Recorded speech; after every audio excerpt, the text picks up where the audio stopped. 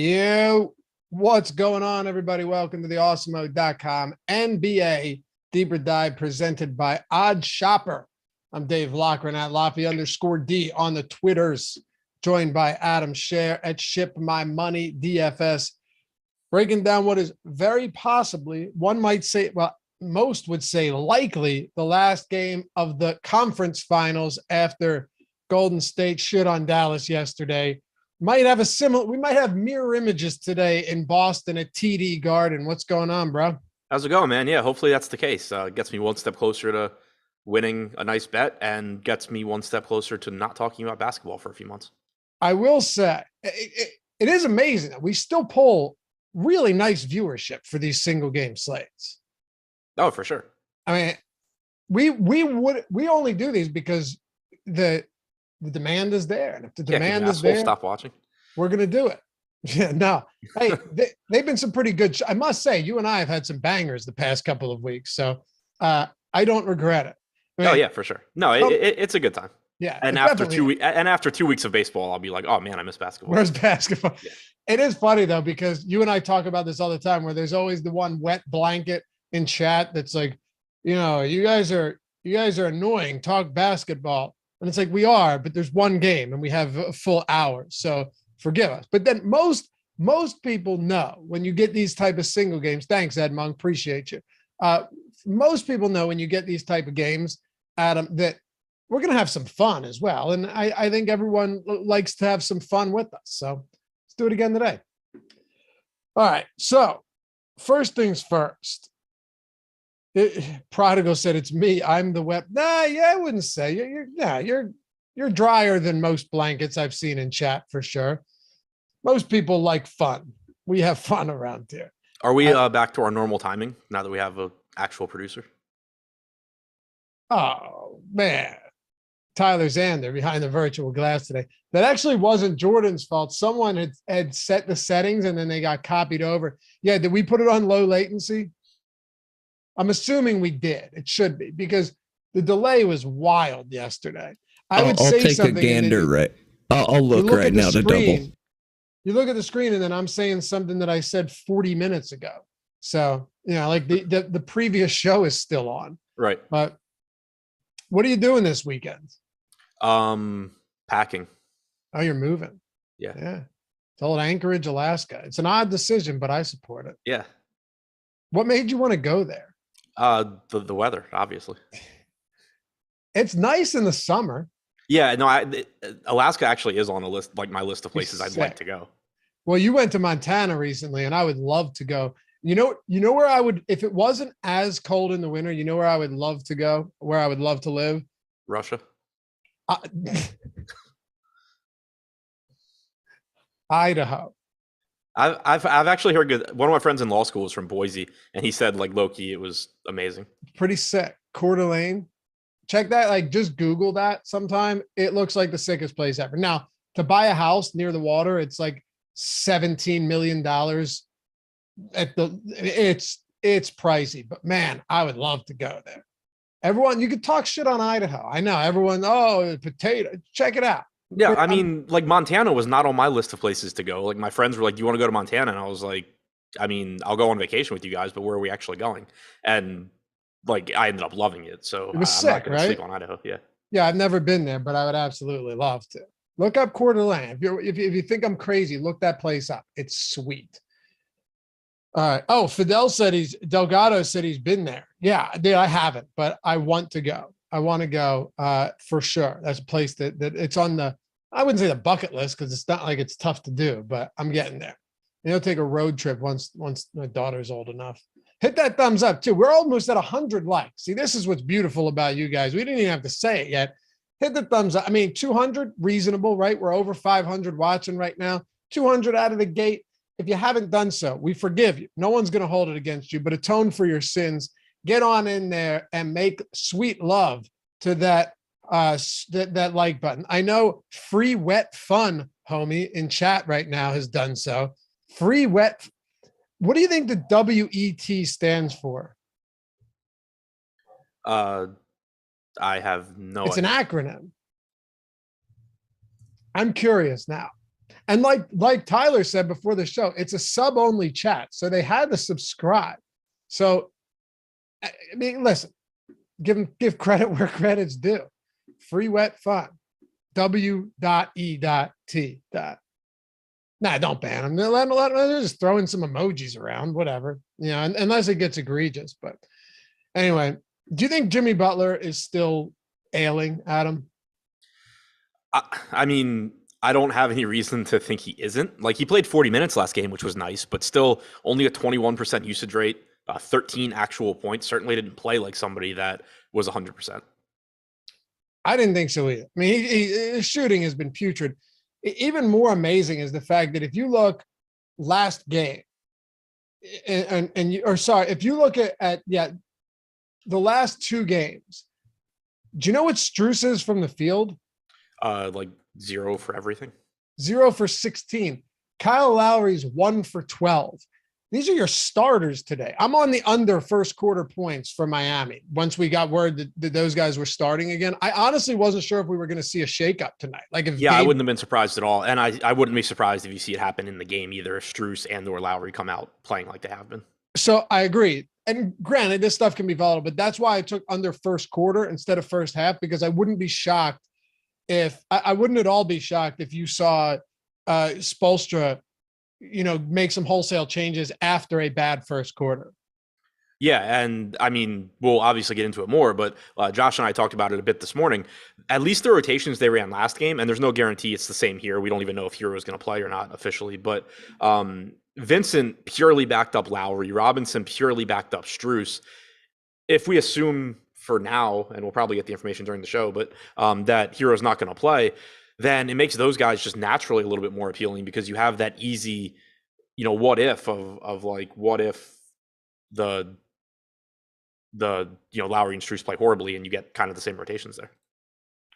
Dude, Lowry though, he's got 1.5 feet. He's got 2 feet in the grave right now. I really don't know what to make of him anymore. Do you know how amazing it is that, so he finished with negative fantasy points. Normally you'd be like, all right, they played a few minutes on the bench or they got hurt early on. He played 25 minutes and had negative fantasy points.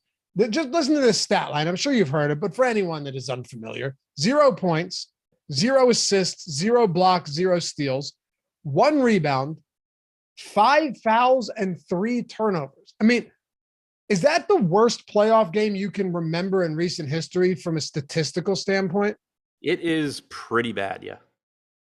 It's horrible. And it's not like prior to that he'd been particularly great either. Now, he still is, okay, on the season, Kyle Lowry's still what is he, probably like a 0.91 fantasy point per minute guy, 0.92 or something. He's got to be up around there. Maybe even a little bit higher, actually. But yeah, he's probably like 0.94.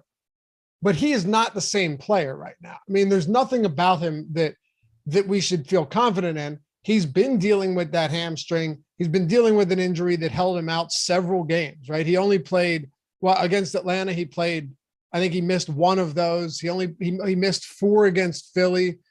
He missed 2 against Boston.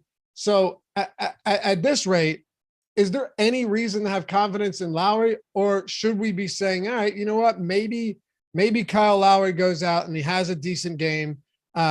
But I guess all I'm saying, not to just rant here.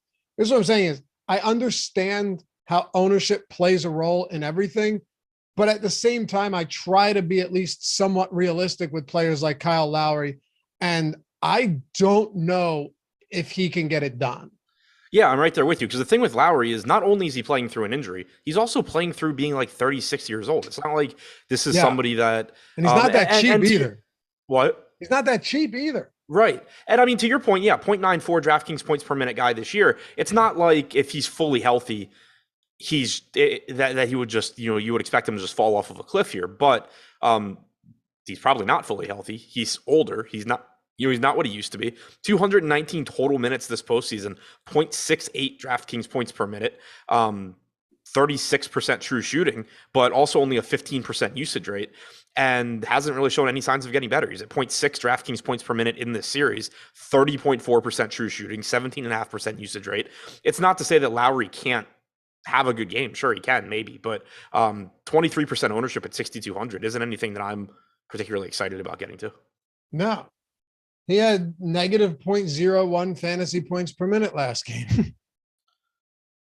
I have good news that's going to make you really excited. Shoot.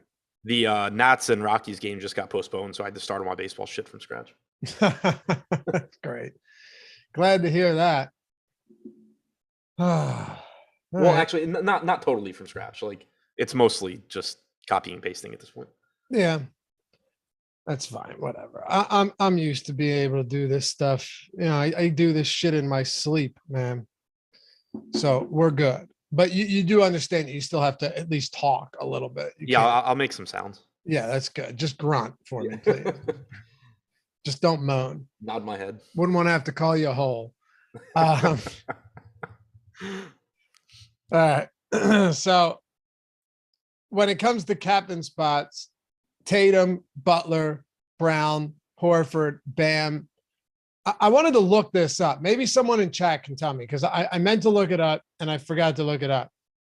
You probably wouldn't know this, but do we know if anyone has repeated captain like several times in the winning lineup or the optimal for this series? Maybe okay, I was gonna say by memory, maybe because I know Butler was in game one. There's no question. He had 72 fantasy points. So yeah, that's clear. But then you've had other games where it's just been really spread out. I mean, Jason Tatum has been all over the map. He hasn't had a monster game yet, but he's been pretty solid outside of that disappointing performance in game 3.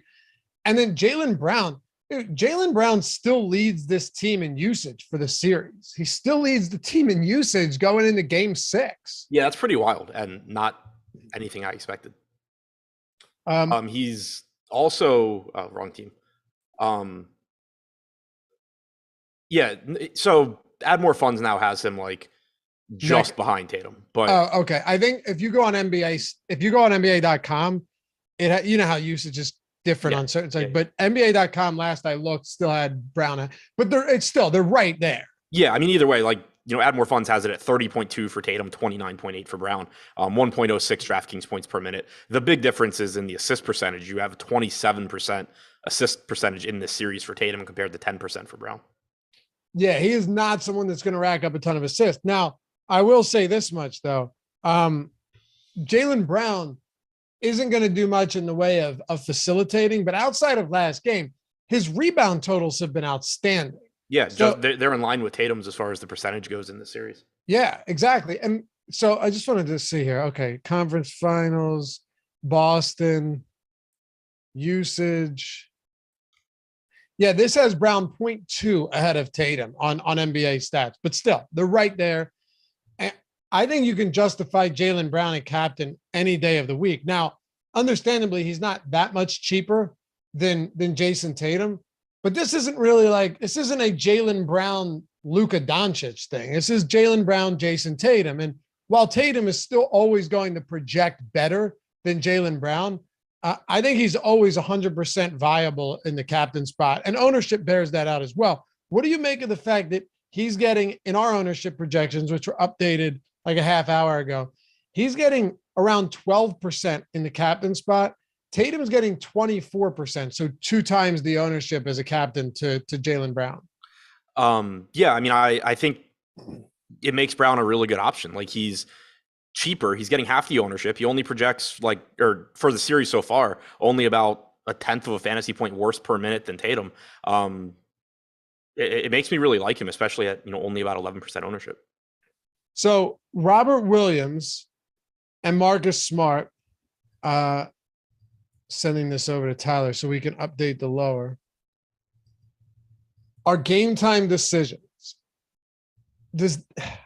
I don't want to ask you a question that I probably know the answer to or know what your answer is, but do you feel confident that they're going to play now that they're game time decisions?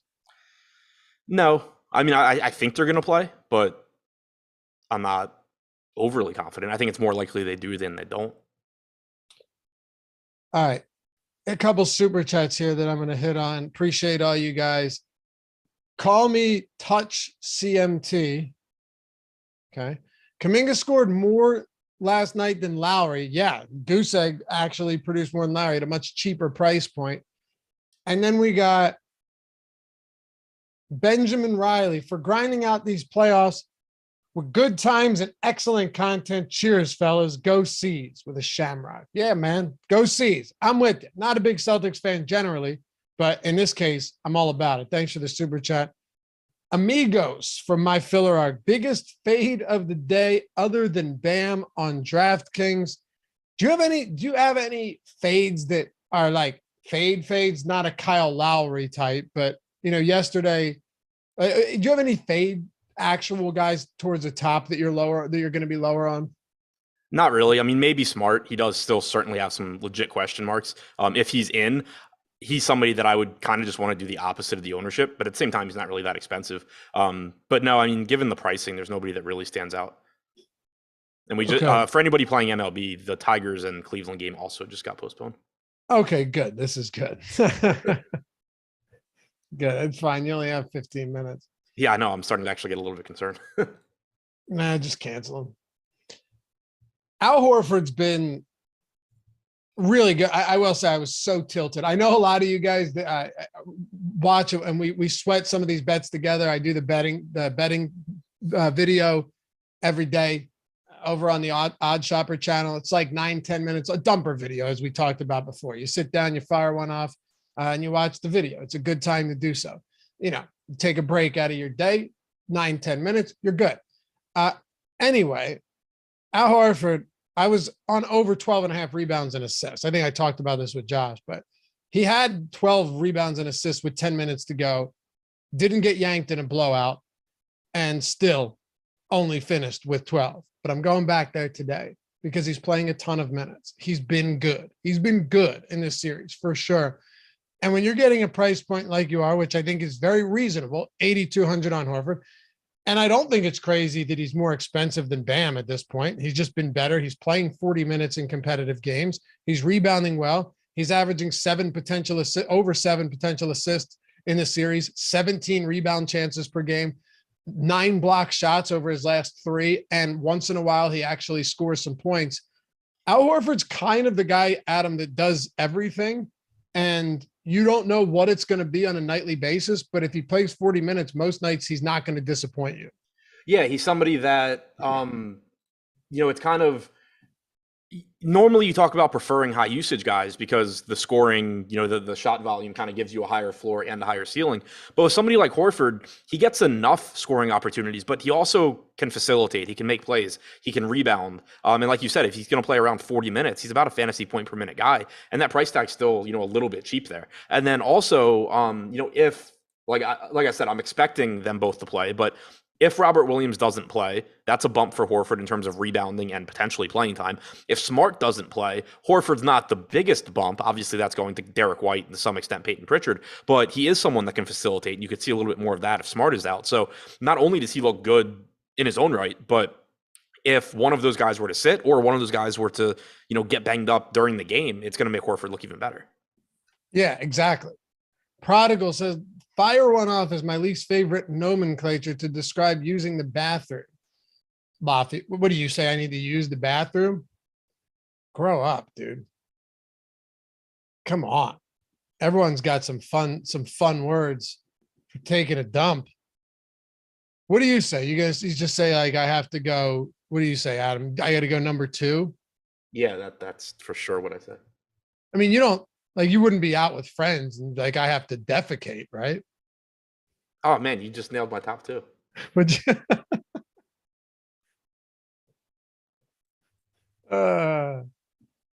Fire one off, drop a deuce. Yeah, that's a popular one. I don't use that quite anymore. I tend to stick with some of the other classics, but oh wow, these are some things I've never even heard of before.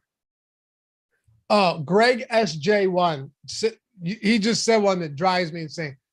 There are grown men, and if you're one of them, Normally I'd be like, don't take offense to this. I'm telling you now, you can take offense to this.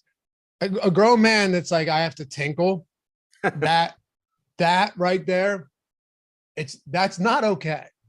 Would you agree with me? Or do you use that? I'm with you. I'm with you. So you wouldn't get up at like from the bar and be like, all right, I'll be right back, guys. Got to take a tink, that tinkle over here. I mean, I assume that's why bartenders like me, is my, ability to say things like that. Yeah. Or like, got to go to the little boys' room, and just odd stuff. And it's just, Yeah, I mean, I think I usually just say like, I'll be right back. I say I got to go piss. Yeah. I mean, that or take that. a leak. Yeah. Yeah. You know what the best one is? My dad used to use. This was great. He's like, I got to hit the head. Just a man's way of saying I got to take a leak. I could go hit the head. Is that must be like a Pennsylvania thing, because No, that was big. That's a thing. Yeah. Oh yeah. I got to hit the head. That's a good one. Actually, it was in the last episode of We Own the City. Was it? Yeah. Yeah. It's just it's a man's thing. I'm gonna go hit the head. I'm gonna start using. I'm reviving that, bringing that back. Meanwhile, back to basketball, and thank you. We're almost at 200 likes, so appreciate you guys. Should get there relatively quickly. We need 27 to get there. And Prodigal, by the way, I take back what I said about you. You are 100% a wet blanket. 100%. I was wrong. My apologies. Soaking, sopping wet blanket. Congratulations. Also, and I want to talk about Bam Adebayo here, because this is just one of those spots where the guy is turned into a ghost. But before we do, I should let you guys know, if you want 50% off everything at Awesemo, no strings attached, none of that nonsense, literally everything. Use the promo code NBA DD, all caps, all one word, DD, like deeper dive, NBA DD, 50% off the entire month. Ownership, top stack, boom bust, top pitchers, top lineup builder, ownership projections, player projections, all of the essential stats. You can get the Fantasy Cruncher add-on on top of that. You're talking golf, football, baseball, basketball, hockey, MMA, golf is PGA, NASCAR. We have F1 and USFL and soccer and tennis. You might be like, well, I don't like all those sports. You don't have to. You might say, I don't know all those sports. You don't have to. That's why we have the tools created and, built by Awesemo himself. So check them out. We got the premium Discord, the office hours channel, where you get the pros answering your questions as well. And you can't beat it. 50% off the top. We don't do deals like this often. So NBA DD at checkout, use that, all one word, for an Awesemo Plus Platinum monthly, 50% off. All right. Bam Adebayo. This is who I wanted to talk about here. If we have Bam Adebayo getting, big minutes, which he will, but just being completely, I think probably the appropriate term is unreliable at this point. Even last game, it's like, yeah, okay, Bam, 8. It's funny now because Bam, you look at the last game, you go 18, 10 and 1, 35 fantasy points. And I feel like I've lowered my standards to where I go, oh, that's not that bad. But that's not even close to typical Bam Adebayo production in the regular season, or even through a lot of the playoffs. Yeah, not at all. I mean, like last game, a 21.5% usage rate. Like, it's sad that it's like, oh, wow, Bam actually did something. Because that's still lower than you would expect during the regular season. It is a step in the right direction, but the other thing you have to keep in mind, that's a 21.5% usage rate in a game where Butler also had a 21.5% usage rate. When Jimmy Butler has a 21.5% usage rate, you would expect Bam to be really stepping up, right, not just slightly, marginally, doing better. You would definitely think that's the case, and it's not. What's Bam's usage rate in this series? Did you say it? You may have said it. No, I didn't, but it is... I'll have it in a second. 18%. 18%. Amazing. I mean, I wish I understood what was going on, but I don't. Who do you like more, him or Horford? If it's just in a vacuum here, basically same price. I think Horford. Okay. I think it's really, I think it's close, but Bam's still getting 10% more ownership too, which is kind of nuts. And, yeah, I mean, it's still just tough with Bam because like that price tag, if it were the regular season, it would be the easiest play on the slate. If you're just looking at his postseason numbers, it's an easy fade. As is, I think he's kind of just like priced appropriately. But the fact that he is a little bit higher owned than Horford makes me like Horford a little bit more. I like Horford a little more too. I mean, at this point, Horford's just become, similar to Draymond Green when Draymond Green used to put up pretty solid numbers. I know it sounds kind of crazy, but it's not. You're not getting the same assist totals from Al Horford. I get that. But he's still someone that can give you 3 to 6 assists. He can give you, 9 to 13, 14 rebounds. And he's actually not a terrible 3-point shooter either. You're getting 36% 3-point shooting from him. And he's a high enough percentage shooter, at least in the postseason. In this series specifically, he's shooting really well on the attempts that he actually gets, that it looks pretty good.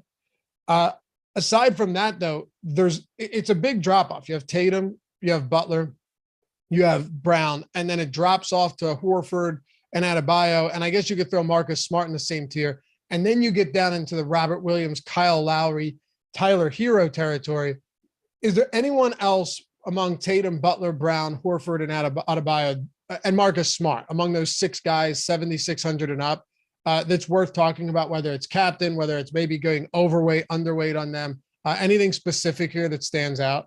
I mean, I guess just to kind of reiterate, and I'd already sort of said it about Smart, I'll be interested to see where the final ownership projection ends up, because at 44%, the risks on him, I think, are really high. But if you were to get a situation where, maybe it comes down a little bit and he gets to like 30%, I still don't mind going there, because we had talked about it this morning, and I think it's really worth mentioning again.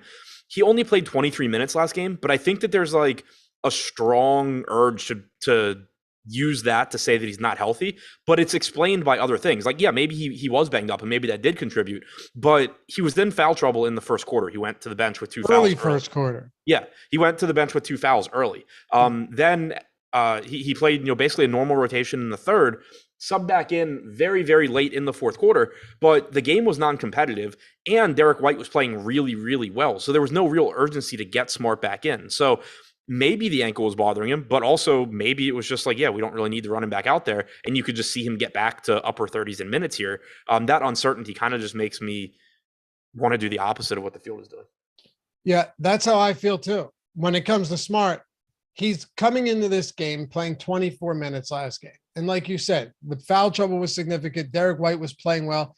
And when he did, this is what I see too. If you're just looking at the game flow, they were up by 23 points in the fourth quarter. They were smoking Miami. And then once Miami cut that lead back down a little bit, Marcus Smart came in for about a minute and a half. And then once they realized that it was still out of reach, Marcus Smart came back out. I think this is going to be one, assuming he plays, my guess is that if the game is close, you do get pretty good minutes from Marcus Smart. And if it's not, you don't have to.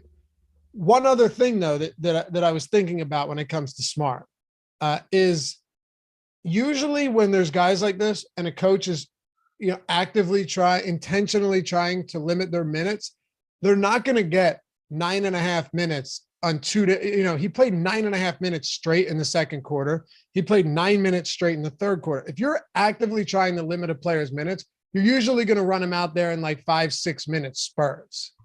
Yeah, agreed. And that's why I think that it's more likely that it was just like, oh, cool, we don't have to put him back out there, more so than we can't put him back out there. Right, exactly. It'd be interesting to see, too, what happens with Robert Williams' minutes. He was on pace to play. He played 27, so he came out with that blowout like a minute and a half left. What do you make of him at this current price point, sitting at 6,800, sandwiched in between Kyle Lowry and Marcus Smart? I like the price tag there. I liked that he played nearly 27 minutes last game.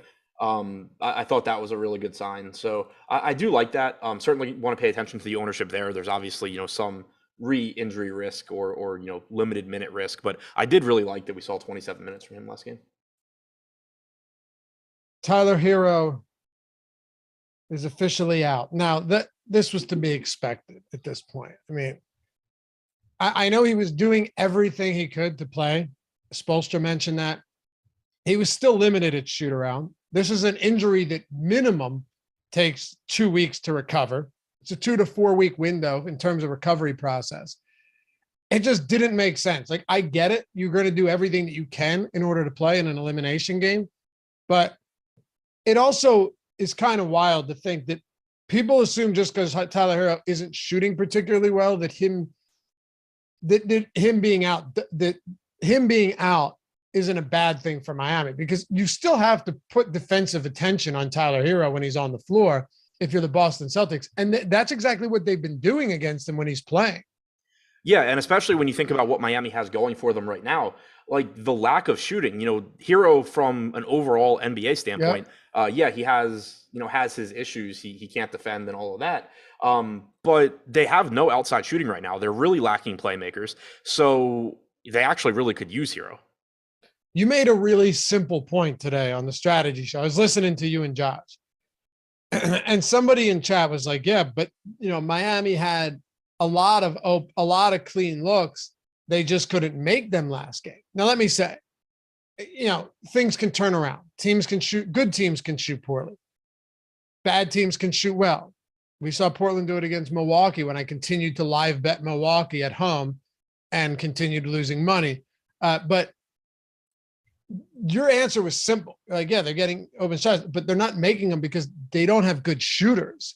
And it went a step further, talking about the fact that Jimmy Butler is not a good shooter. And there's a big difference between being a good shooter and a good scorer. Jimmy Butler is a good scorer, but they're not making life easy for him in the paint. And if he's getting those mid-range shots, particularly if he's shooting from three, he's an awful three-point shooter. As much as I love Jimmy Butler, if he's not getting to the rim, you are going to hamstring him for sure. Yeah, exactly. Miami's a weird team because when you think about in today's NBA, when you think about good scorers, typically it's guys, especially if you're talking about wings and guards, they can typically shoot. Miami's weird because the guys here that you would normally expect to score aren't shooters. Jimmy Butler cannot shoot. Bam Adebayo offers no spacing, zero threat of even pretending to shoot. The guys on Miami that can actually knock down threes with any sort of consistency are your role players like Strus, Tucker, Martin, Herro when he's playing, Vincent. So it's really weird because normally in the postseason, you think of it in terms of your scorers are going to really step up, your guys that are just good at scoring, but it's just tough with Miami, especially with Herro being out, because then you need more guys that can do stuff with the ball in their hands. But then you're talking about Oladipo coming in as another guy that can't space the floor, another guy that can't shoot. So it's just really weird, I guess, in today's NBA, the way that Miami's scorers don't actually shoot well. Yeah, right. And I love Jimmy Butler. I love him. I just don't. I think you could be getting in some trouble here if they're really making it difficult. I was looking at his shot charts from the past 2 days on NBA.com stats. And, there's just a lot in the paint that he's missing, contested shots in the paint around the basket. He's a 70% shooter at the basket this year, within 3 feet of the rim, almost 71%. And then it dips off pretty considerably. I mean, mid-range shooter, he's not terrible. He's not, but he's not a three.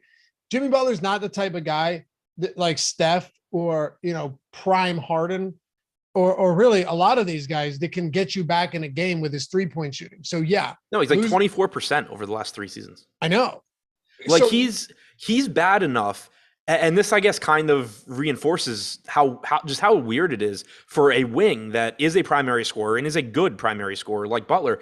If you're watching a game and Butler head fakes like he's going to shoot a 3 and the defender closes out and he's able to drive by them, the commentators make it a point to be like, what the hell was the defender just doing? Why are you closing out? That's so unusual for a star wing in today's NBA. 100%.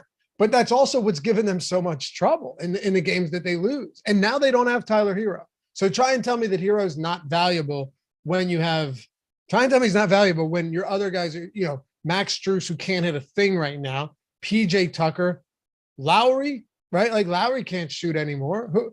And keep in mind, Butler's banged up. So yes, you're reliant on getting to the rim. You're reliant on, you're not going to be able to just, knock down threes and, maybe come off of a screen and save your, not have to bang through traffic to get there. That's the thing too. It's Butler's not at 100% doing what he does well anyway. Yes. Right. Butler was crushing too. There's no doubt. I mean, he looked awesome. Awesome. Huge games. But he's definitely not 100%. I've been saying it even when he came back and played in game 4. I thought there was a possibility he wouldn't play. Just the weird way that he was removed in game 3 and didn't return. It's odd. He's not 100%. He said after the game that he's not. He said after the game that it has nothing to do with that, but they're always going to say that. Yeah, never. He's not going to say he's hurt. No, he's not going to say he's hurt. But again, to anyone in chat disagreeing with this and saying he's hurt, he's never been a good 3-point shooter. So do you think today Jimmy Butler is a great captain at his current ownership? He's still getting second highest captain ownership, second highest overall ownership. Not really. Last slate, I very aggressively didn't get to Butler. It doesn't feel good. And the one thing that does stand out now is he is $800 less expensive than Tatum. Last slate, he was more expensive. But you're still getting, 62% total ownership. 15% captain ownership's not crazy. I guess, yeah, I don't mind that as much. Last slate, it was higher. Here, he's, similar to Bam, who has question marks of his own. He's a little bit more than Brown and Horford. But, obviously, if you were to talk about healthy Jimmy Butler, he's going to produce a hell of a lot more fantasy points than those guys too. So I do think that his recent performances are a little bit more baked in to the ownership projection today than it was last slate. No, Courtney, the BetMGM promo is not over at all. Tyler actually could throw that up on the screen right now. Yeah. I talk about all the bets and props that we're working with over on Odd Shopper channel, my video, all of that stuff. And I got a bunch of DMs, people saying they got the $200 yesterday. It's 4 $50 bets, but that's actually better because you bet them, you win, and then you can take, if you want, you can take the money out or you can keep playing however you want to do it. But it's $10 into $200. All you have to do, I'm going to tell you very simply, if you want free money, and most people do, DFS sites don't do these type of great free money bonuses anymore. Plus, you're already on all of them. Even if you don't bet and you want free money, keep it over there. Here's the way I see it. Let's just say you get these 4 free $50 bets, right? And you're not big on sports betting, but you can do it in your state. And you would like some additional money. You put $10 in, you use the link in the description. Got to use the link in the description. You put $10 in, right? Sign up using the link, has to be the link. And you bet either team to win tonight. If a 3-pointer is made, right? If a 3-pointer is made, that 10 turns into $200. So here's how I look at it. If worst case scenario is you lose $10, best case scenario is you just made a shit ton of money off of $10 by doing virtually nothing but moving your fingers for a couple minutes to sign up. So if you want to get in, BetMGM, check it out. Link is in the description. Click that. And all you have to do is go over, put $10 in, put that 10 on either team to win tonight. And when it settles, doesn't matter who wins. When it settles, you'll get that $200. So check it out, BetMGM. Thank you for reminding me, Courtney. I almost forgot. Is Tatum far and away your favorite captain, or do you like any mid-range and value guys there? I'm always most interested in where we're at on some of these mid-range guys for captains, because if they happen to go off, that can make a huge difference at their salaries. Yeah, especially in this matchup where you don't have quite the same value. Again, assuming Smart and Williams are going to play, so you don't have quite the same level of value that you'd be getting if those guys were out.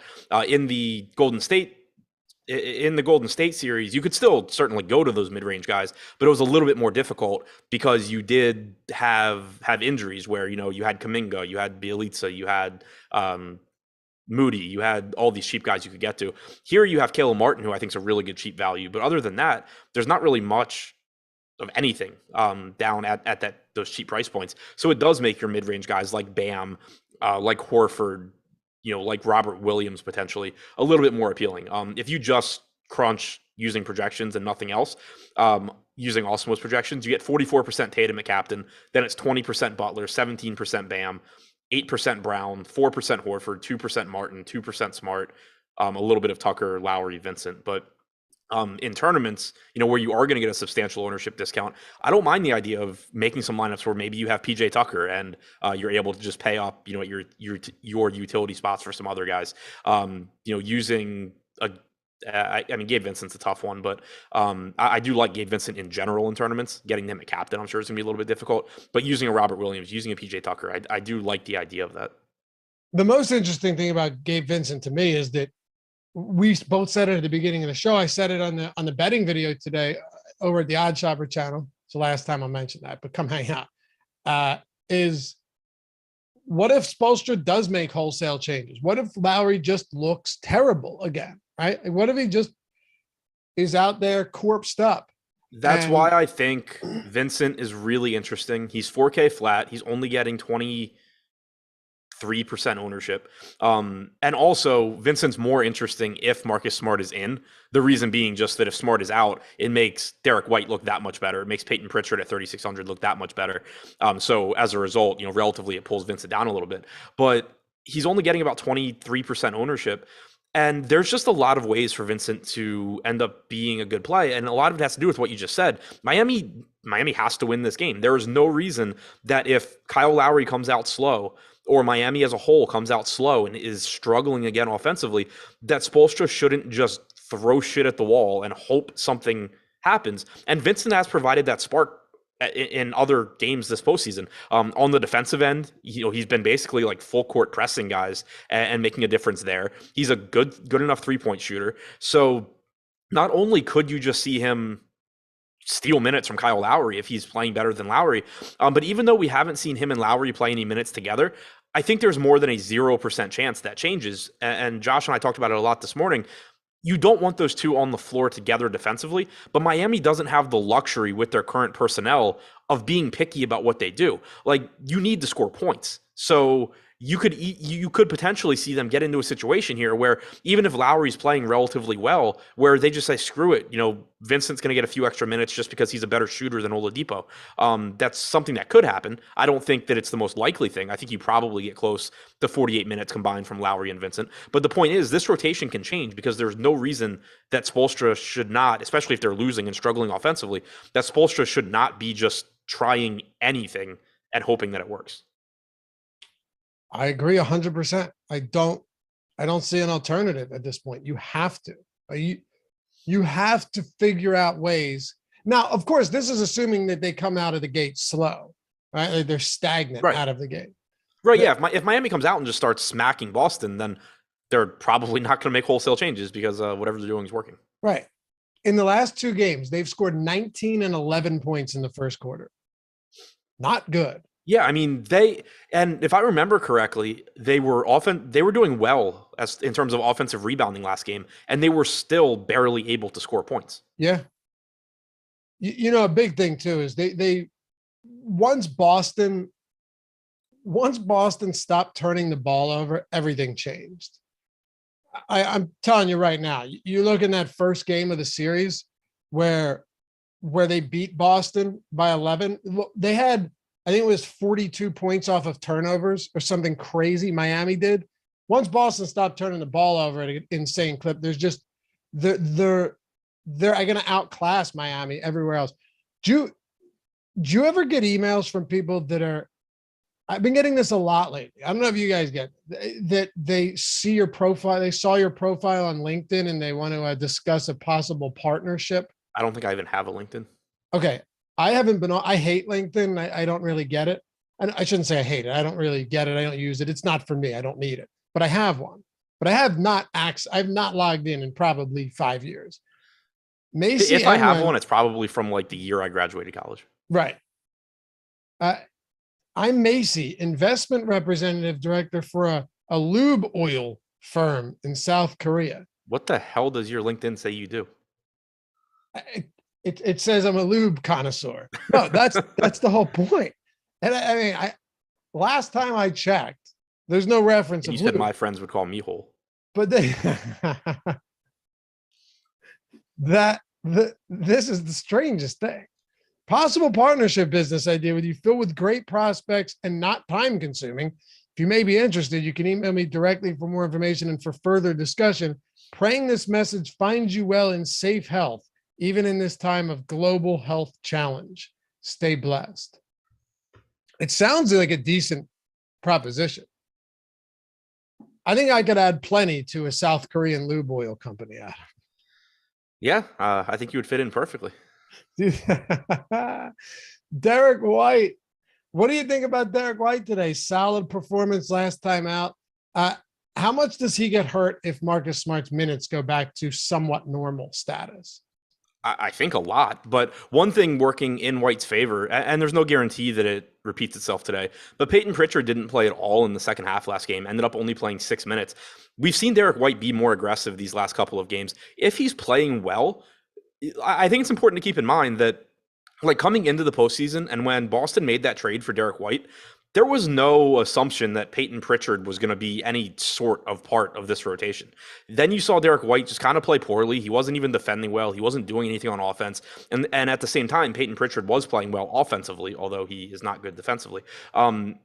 If you see Derrick White continue to do what Derrick White is supposed to be doing on a basketball floor, there's no real reason for Pritchard to take minutes. So I do think it's important to keep in mind, obviously, if you're playing Derrick White, your perfect world is that, Smart doesn't play 38 minutes, but you could still see a case where, Smart does play mid to upper 30s and White doesn't play 30, but he can take minutes from Grant Williams. He could take all of Pritchard's minutes for all I know. I don't think that's likely to be the case, but the point being that there are sort of, even if Smart does play normal minutes, there are ways for Derrick White at 5,400 to still get it done. He can still get to 26 minutes or so, even if Smart plays normal. Would you play Smart and White together? Yeah, I don't have an issue with it. Do you think that email was spam? No, I think it was a legitimate job offer. There's people in chat that are like, dude, it sounds like spam. Of course it's a scam. Of course it's a scam. It's just hilarious. Like Macy Edmond, who the hell is that? And they saw, if anyone starts with, I came across your profile on LinkedIn that still has me working at Fantasy Insiders. Like, I don't think I've worked at Fantasy Insiders. And when did we work at FanVice? 4 and 5 years ago? I started there in 2016. You came not too long after me. So probably like, I don't know, you were probably like 2017. Okay. Yeah. Yeah. I think it was like late 2016. Yeah. Well, we launched like kind of late 2016. I don't remember if you were there when we started. No, I wasn't there when you guys jumped off the boat. Yeah. You were for sure there in 2017 because we went to Chicago in 2017. Yes. Yeah. That's where you and I kind of met. Yeah. Yeah. So yeah, I haven't touched on it, but yeah, I don't think any, South Korean lube oil company is interested in having me on the board. Well, I can't say that. Can't say that. Would have been funny though. Would have been funny. Would have been good. You might have had to update your LinkedIn. What? You might have had to update your LinkedIn looking for a new job. Yeah. No, it wasn't anything like that. It was just, I try and stay. There's certain waters I won't wade into on this show. Mostly politics, but it would have been funny. All right. Any value out there that is intriguing to you in the sense of very little ownership? I mean, Peyton Pritchard played hardly any minutes last game. Oladipo went back to not being good. Duncan Robinson getting 8% today. Are you at all surprised that Robinson's only getting 8%, or do you think? I'm not saying whether, I'm not asking you whether it makes sense, but are you surprised that the field right now is showing only 8%? So I was going to say, this is a two-part thing on Duncan Robinson. One, I find him interesting at 3K for the same reason I find Gabe Vincent interesting. If Max Strus comes out and shoots well and plays well, it's not good for Duncan Robinson. But Miami needs spacing. Duncan Robinson supposedly can shoot threes. He should be able to find his way, or could find his way onto the floor a bit more. So I do like him at that price. I do not believe this 8% ownership number. He was 19% owned last game, and then he played 27 minutes, and his price didn't change. I think he comes in higher than 8% owned. I still think he's fine as a value play, but I think he ends up higher owned than that. Okay. I think so too. Oh, wait, that's with Herro still in. Oh, okay. Hold on. That Makes sense. All right. Well, we'll have an update for Live Before Lock, which is coming up in just 5 minutes. You got Greg Ehrenberg. You got Eric Lindquist. They're taking you not only up to lock, but 30 minutes through lock. Hang out with the fellas and have some fun on the post lock and Live Before Lock show. Any news that comes in, they got you covered. Also, 42 likes to 300. Please. You know, I have people downstairs right now, friends. Matter of fact, I'm up here doing a show. A couple of my buddies just showed up. There's my wife's friends down there. I can't go down there with my head hung low when they ask me how many likes did we get on the show. 300 seems reasonable. Much appreciated. We need 35 now to get there. If you're one of those people that hasn't done it, take a single second. My filler arc with the super chat. Oh, dang, just hit. Wait, I'm assuming bought 15 gallons of lube from that guy. He said he knew Josh.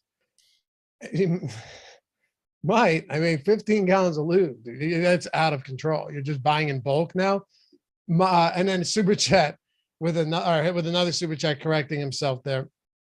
All right, let's do this. If you're building a lineup right now, do you have Fantasy Cruncher pulled up? Yep. Okay. What do we have as the top projected lineup with our Awesemo projections? Yeah. So let me I didn't look to see. Okay. We don't have Herro. Is getting projected. What'd you say? Is Herro projected for? No, that's what I was checking, but no, we have him at 0. So the top projected lineup was Tatum captain, Caleb Martin, Gabe Vincent, Adebayo, Brown, Butler. Seems good to me. Okay. Yeah, sounds pretty good.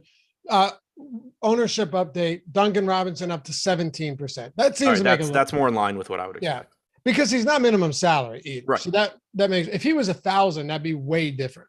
I do think Caleb Martin at $1,200, only 17%. Yeah. That's really interesting to me because, for one, his normal rotation, his normal role, let's say he plays like 12 minutes or whatever, he's at 0.85 DraftKings points per minute in this series. He's like, I think, a 0.75 fantasy point per minute, somewhere around there overall. At $1,200, that's a pretty good value anyway. But he's another one of these bench guys where he could end up playing more minutes. He can defend. He can knock down open threes. We've made the case for Duncan Robinson getting more minutes. We've made the case for Gabe Vincent getting more minutes. It could be Caleb Martin, and he is the cheapest, and he's someone that looks good at his salary one way or the other. So I am really interested in that ownership. And then Oladipo now up to 20%. He was someone I wanted to mention just because I have no confidence in him. I think we've talked at length over the last couple of days why I have no confidence both in his production and in his playing time. But he's going to go out there and chuck up shots when he's on the floor. Him and Vincent led the team in usage last game. Vincent was at 33%. Oladipo was at 32.8. You only got 15 minutes from Oladipo, but we've basically seen Oladipo is going to go out there and chuck. If he's not making his shots, he's going to go back to the bench. If he is, you go back a couple of games ago, he got extra minutes at the expense of Strus and others. So even though I don't think he's going to succeed all that often, at 5,200 on a one-game slate where he's only getting 19% ownership, I do like the ceiling he offers in tournaments. I don't see anything wrong with that. Plus, like we said, Spoelstra might have to do stuff differently today. This is it. The dire straits, backs up against the wall, last gasp here. And if it means doing some crazy shit, and if there was ever a slate to go with some of these low-owned guys off the bench, it would be tonight. Strus and Kyle Lowry have been dog shit. If they stay bad for the first quarter of this game and they fall behind and they're just stagnant, you're going to see some changes, and that could result in you getting, some opportunities. We saw it with Golden State, right? We saw it 2 games ago with Golden State, where Steve Kerr was like, all right, let's get some of these guys out there because everyone in the starting lineup is struggling right now. So it makes sense to me. Thank you guys. 335 live. Beautiful. And subscribe. If you haven't subscribed, hit that subscribe button if you want to come hang out with us and be part of the family here. Shout out to Tyler Zander for producing. Follow Adam Scherer at Ship My Money DFS. Send him love as he travels across the country to Anchorage, Alaska to take up residence in the tundra And no, you're going like across the street, right? Yeah, moving 2 blocks away. Yeah. He lives in Nome, Alaska. Currently. I am traveling a lot though soon, but not right. to move. Yeah. Safe travels. And follow me at Loughy_D, LOUGHY_D. Greg and Eric coming up next. Have a great weekend, everyone. Peace.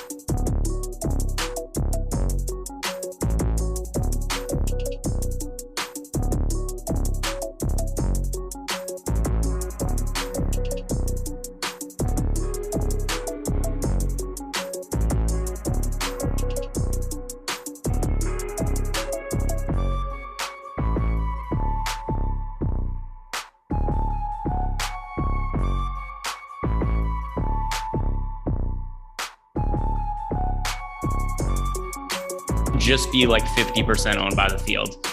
A couple days ago, the Angels, they were 60%. Painful. Pain and suffering, but you know what? Not in the NBA streets tonight. Welcome everybody to the NBA Live Before Loud show. Hey, I'm Eric. Hi, hello. I just got done going to Pebble Beach for lunch, so I got a little bit of sun. The dog ran around the beach. Oh, Tyler Xander, get over it. It was a good time, but this is also going to be a good time. It's time to go to work with my friend Greg Ehrenberg for the second time today. We were talking MLB. Let's talk some round ball, my friend. How you doing? Yeah, doing pretty good. We've got my Celtics hopefully clinching the series tonight. And your Celtics. My Celtics. Yeah. No, I own the team. Is that not how it works? I have a nominal amount of money on them at long odds, therefore I own the team. That's not how this works? I don't think that's how it works, but I think can you buy the team at the end of this? Is this like an Elon Musk situation? Depend. How much do the Celtics cost to purchase? $100 billion. Okay. No, if you were going to say $10,000, I would say that is in my price range.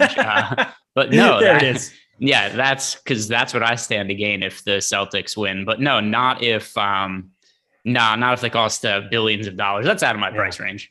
Well, regardless, it's good to be back talking some basketball here. I was lazy. I didn't work on Tuesday or Wednesday, but we're back at it here. I'll be back in my own setup here tomorrow afternoon. I guess I don't ever work Saturdays, but yes, Sunday we'll be ready to rock. But let's talk some basketball because this could be our last basketball game here for a little bit of time. I'm excited about this slate. We've got some injury concerns kind of lingering around the place here. So before we get started, how are you feeling about I'm just going to ask your Celtics. How are you feeling going into this game as far as this rotation and the Miami Heat? What are you kind of expecting for tonight?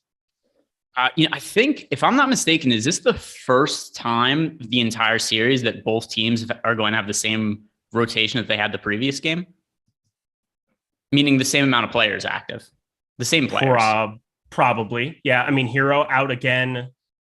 Yeah. And everybody else is in. Everybody else is in. So yeah, I think it'll probably be the exact same situation we've had for a while. Yeah. Back-to-back games. First time in a while that it's been back-to-back games because Herro hasn't played since the 21st. So what, 2 games he's missed? Yeah. So, I mean, I think more or less though, because, every other game that we've seen different players in and out, Kyle Lowry has been out, Robert Williams out, Marcus Smart out, but now we have the same players on both teams that were in last game. So I think we'd probably see the same rotations that we saw last time out, the last minute of garbage time, notwithstanding, where we got, a minute out of Neesmith and guys like Nick Stauskas. And then, on the Warrior side, Yurtseven came in for a minute. Like that isn't going to exist. But right. Other than that, I think we could kind of look at the minutes from last game and get a pretty good feel for what they're going to be today. Yeah. And it wasn't really a competitive game, although in the box score, it looks better than I think it was throughout. You basically saw it not be that competitive, 93-80 being the finishing score, but we'll get into it. Good to see all of you two here. And this is for my friend Craig, per usual. Let's go. Let's get this vibe going, baby. It's time to win some money. Let's just start with the DraftKings slate. It's going to apply to FanDuel here as well, but the age-old question, tale as old as time, song as old as rhyme, Jason Tatum or Jimmy Butler in the captain spot? So it's been Tatum for me for a little bit in terms of the pay-up option, especially on FanDuel. DK, I think you could go a number of different ways because of the salary multiplier, but I have Tatum projected fairly well ahead of Jimmy Butler for today. So I'll compare. On DraftKings, I have an 8-point fantasy point difference between the two of them. On FanDuel, it shrinks a little bit because of the different scoring, where it's a little more favorable for Butler, a little less favorable for Tatum because of the defensive stats and the lack of 3-point bonus.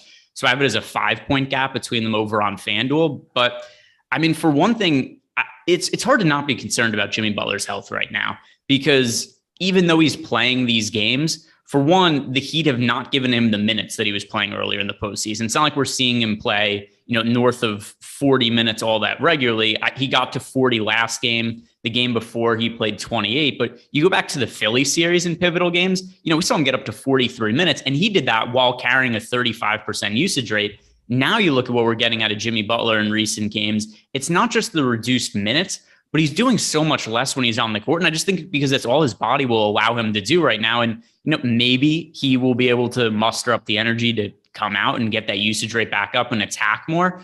But I think it's very telling that after the huge workload he handled earlier in the postseason, the last 3 games, 19 minutes and a 21% usage rate, 27 minutes and a 25% usage rate. And then last game, he was able to play 40 minutes, but he had a 21% usage rate and he was 4 of 18 from 3.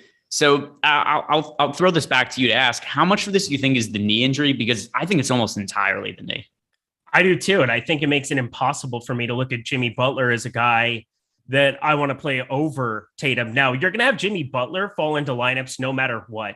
He's going to play 40 minutes, barring crazy health concerns where he just doesn't play an entire second half, which has happened this series, or foul trouble. So we have an opportunity to look at him. He's just completely devalued to me compared to the likes of Tatum. He's just, if I'm going to go all the way up and I'm going to be having a lot of dupes, I'm going to go the Jason Tatum route before I fall into Jimmy Butler, 17% of him. Now, you on the other side of the coin can also say Jimmy Butler, if he's going to have a more efficient shooting night, 4 for 18, 3 for 14, those aren't exactly stellar box scores to be looking at too. And if he can just shoot the ball decently, there you go. But against the Celtics, nothing comes easy. Marcus Smart being healthy and back in this series, healthy-ish. You just have an opportunity for Jimmy Butler to fail more than what the field is expecting. So I'm on board with you. Would you like a good update just in general? Sure. Kyle Bradish just recorded his first out of the game. It took him about 15 minutes, but he finally got it done. Why does God hate me? Again, 40% of the field, 40% in single entry stuff getting rewarded for this Red Sox stuff. Yeah, I mean, I'm sure that in lower dollar stuff, they're lesser owned, but yeah, they are incredibly chalky in the higher price ranges today. I mean, they were awesome yesterday. Dodgers, them and the Dodgers, my favorite stacks yesterday. I just don't know how you play the Red Sox on an even larger slit. Whatever. We won't get there. I can understand why you do it. You just better get different elsewhere. It's just not my cup of tea. That's for sure. What is my cup of tea, my friend, is everybody hitting the like button, subscribe button, and notification bell. Yes, I saw Obi-Wan was kind of whoring me out for likes right out of the get-go. I'm okay with that. I have a pretty face, and apparently people like my hair today. That's great. But we'll continue down the board. Jaylen Brown, Al Horford, Bam Adebayo. I think that they're kind of on their own little tier in that mid-range as far as guys that I expect and project out to be pretty well, that project out very, very well here at Awesemo as well. In that next tier of guys, because Brown and Horford and Adebayo have each had flashes throughout this entire series, how do you rank those three going into tonight? It's hard because, well, first, I don't really think we should include Jaylen Brown on that tier. I think the comparison point is Jaylen Brown versus Jimmy Butler. There's only a $400 salary difference between them on DraftKings. And one thing that I found with Jaylen Brown in the series is that he's been unavoidable to play for this reason. For most of the series, there's been nobody priced close to him. It's been at the top. Jimmy Butler and Jason Tatum are fairly close. Then you get a Jaylen Brown tier, and then you'd go down and get to Bam Adebayo, Al Horford, and Marcus Smart. So there's a big gap between Horford, Adebayo, and Smart and Brown today, but the gap between him and Jimmy Butler doesn't really exist anymore. So what I think the question becomes is, would you rather play Jaylen Brown or Jimmy Butler? And I have their projections super close today. It's a slight lean towards Jimmy Butler, but I find them to be pretty interchangeable. Yeah, it's kind of a little bit different. I mean, I still project out Jimmy Butler a little bit better than I do Jaylen Brown, but we just talked about all the health concerns. And he's cheaper, and there's reasons to be going towards Jaylen Brown a little bit more. I just feel like the public's still going to play a lot of Jimmy Butler and the captain, and that's going to be kind of my aggressive way of getting different, is taking him off of the board almost entirely in that position on DraftKings.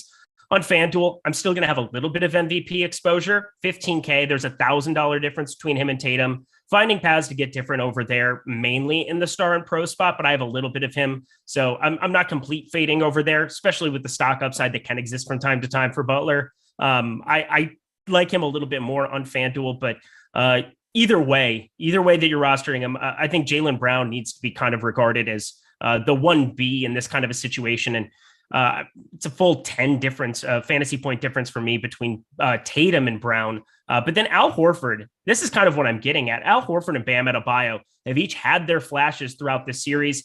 Al Horford has played awesome the last 3 games after kind of a subpar outing there in his first appearance of this series in game 2. You're looking at Bam Adebayo. We all saw what he did in absence of Jimmy Butler in that second half, 41 minutes, 66 FanDuel points in that spot. Pick one of those two for tonight. It was Bam Adebayo and Al Horford? Yes, sir. Yeah, that's Bam Adebayo for me. And there's a pretty decent gap between them. So over on DK, I have Adebayo projected for a little more than 5 more fantasy points than Al Horford.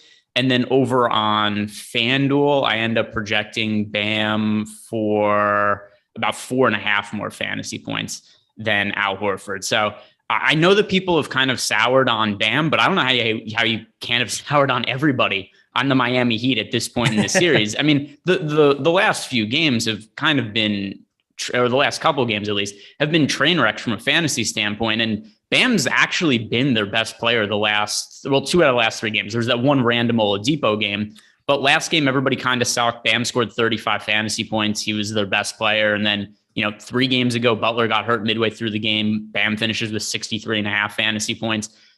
It's a tough spot for the Miami Heat. They're playing against the Boston Celtics, who I believe have the best defense in the NBA. And there's a massive spread for this game now. And in general, Boston has been undervalued by the books for the entire postseason. I posted this earlier. I don't know if you saw this tweet or not, Eric, but what would you guess the Boston Celtics record against the spread is in the playoffs? I don't know if you heard, but I was at Pebble Beach today. So no, I did not hear. What do I think the record is against the spread? They played 16 games. 16 games. I would say 14-2. All right. Well, that would be absurd. They are 11-5. Okay. They're 11. You made it sound like they were damn near perfect. They're 11-5, but the second best win percentage against the spread in the playoffs is Memphis at 7-5. So almost every team is getting evaluated properly by the books, where they're 50-50 against the spread, which is more or less what you would expect.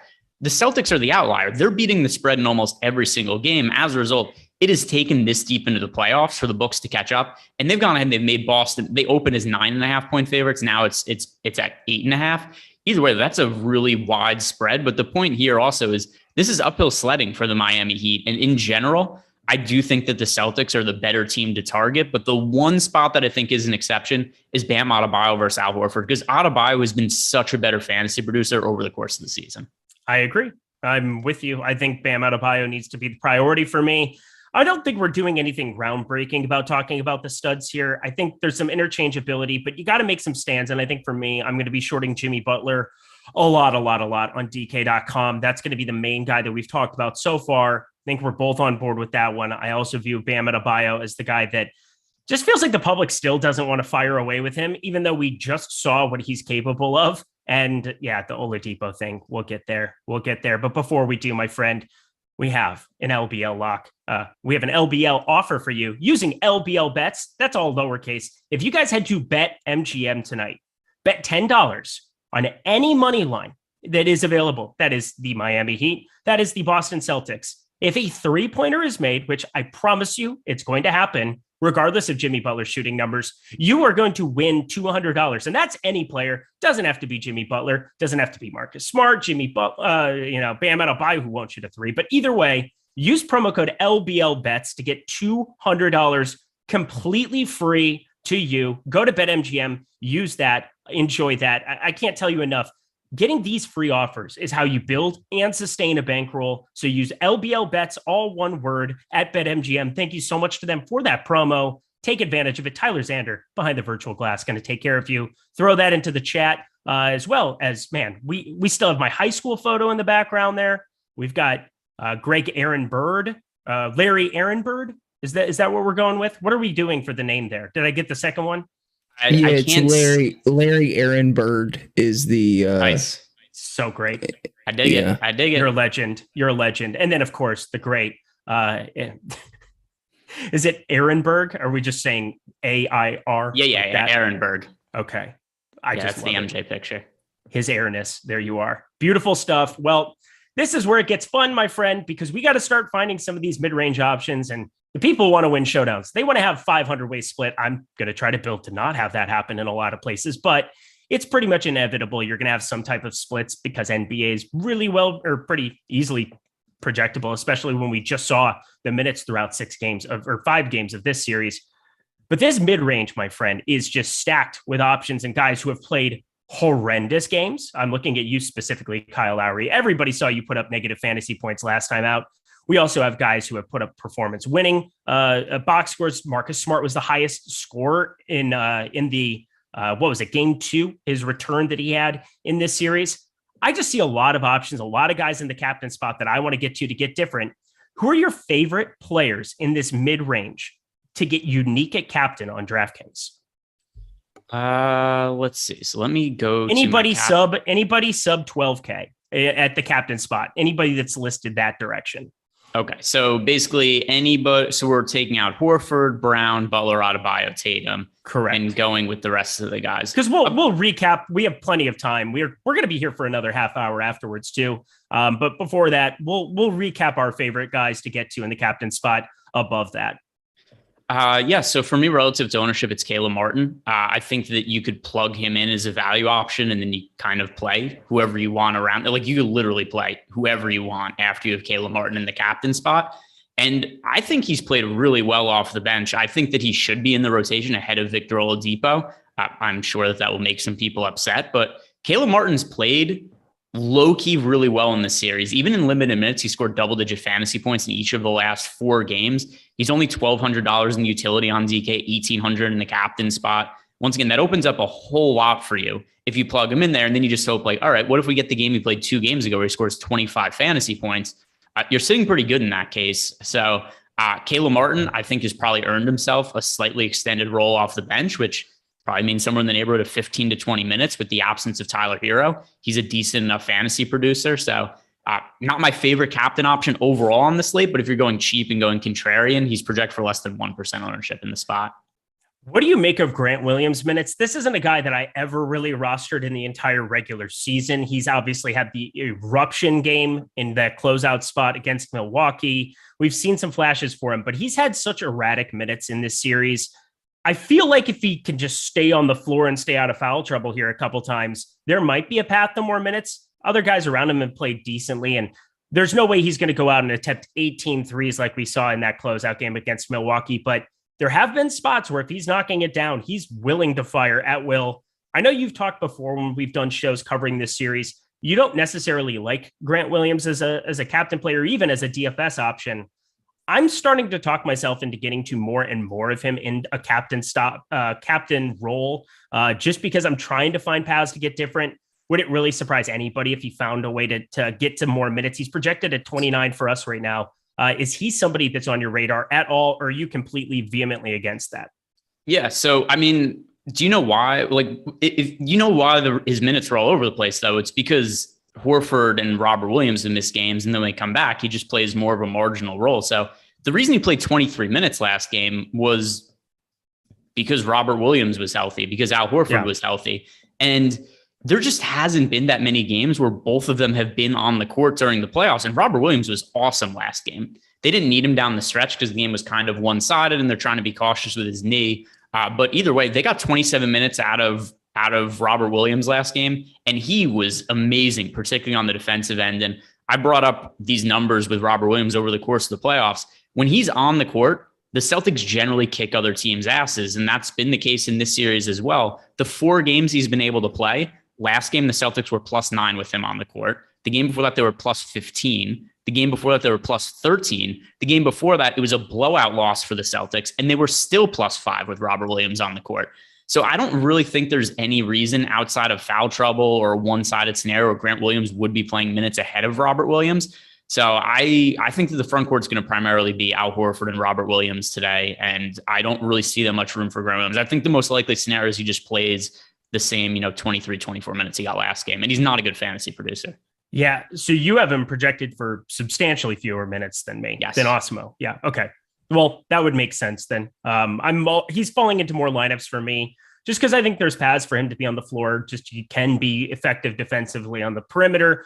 Obviously, he added the bigger body to guard Giannis in the last series here. Not necessarily as necessary to be on the floor here. Tatum, Brown, more than capable of handling Jimmy Butler, especially in Jimmy Butler's current state. So I understand why you might be projecting him for fewer minutes. I just think at 28, 29 for me, he's falling into more lineups. So I wanted to kind of address him as well. What are you going to do with Kyle Lowry today? He continues to start. I don't really know what we're looking at. I doubt 25 minutes, 5 fouls, and negative fantasy points is on the board for today. But he's probably somebody the field is going to be shying away from a lot in the captain spot. It makes me want to play more of him.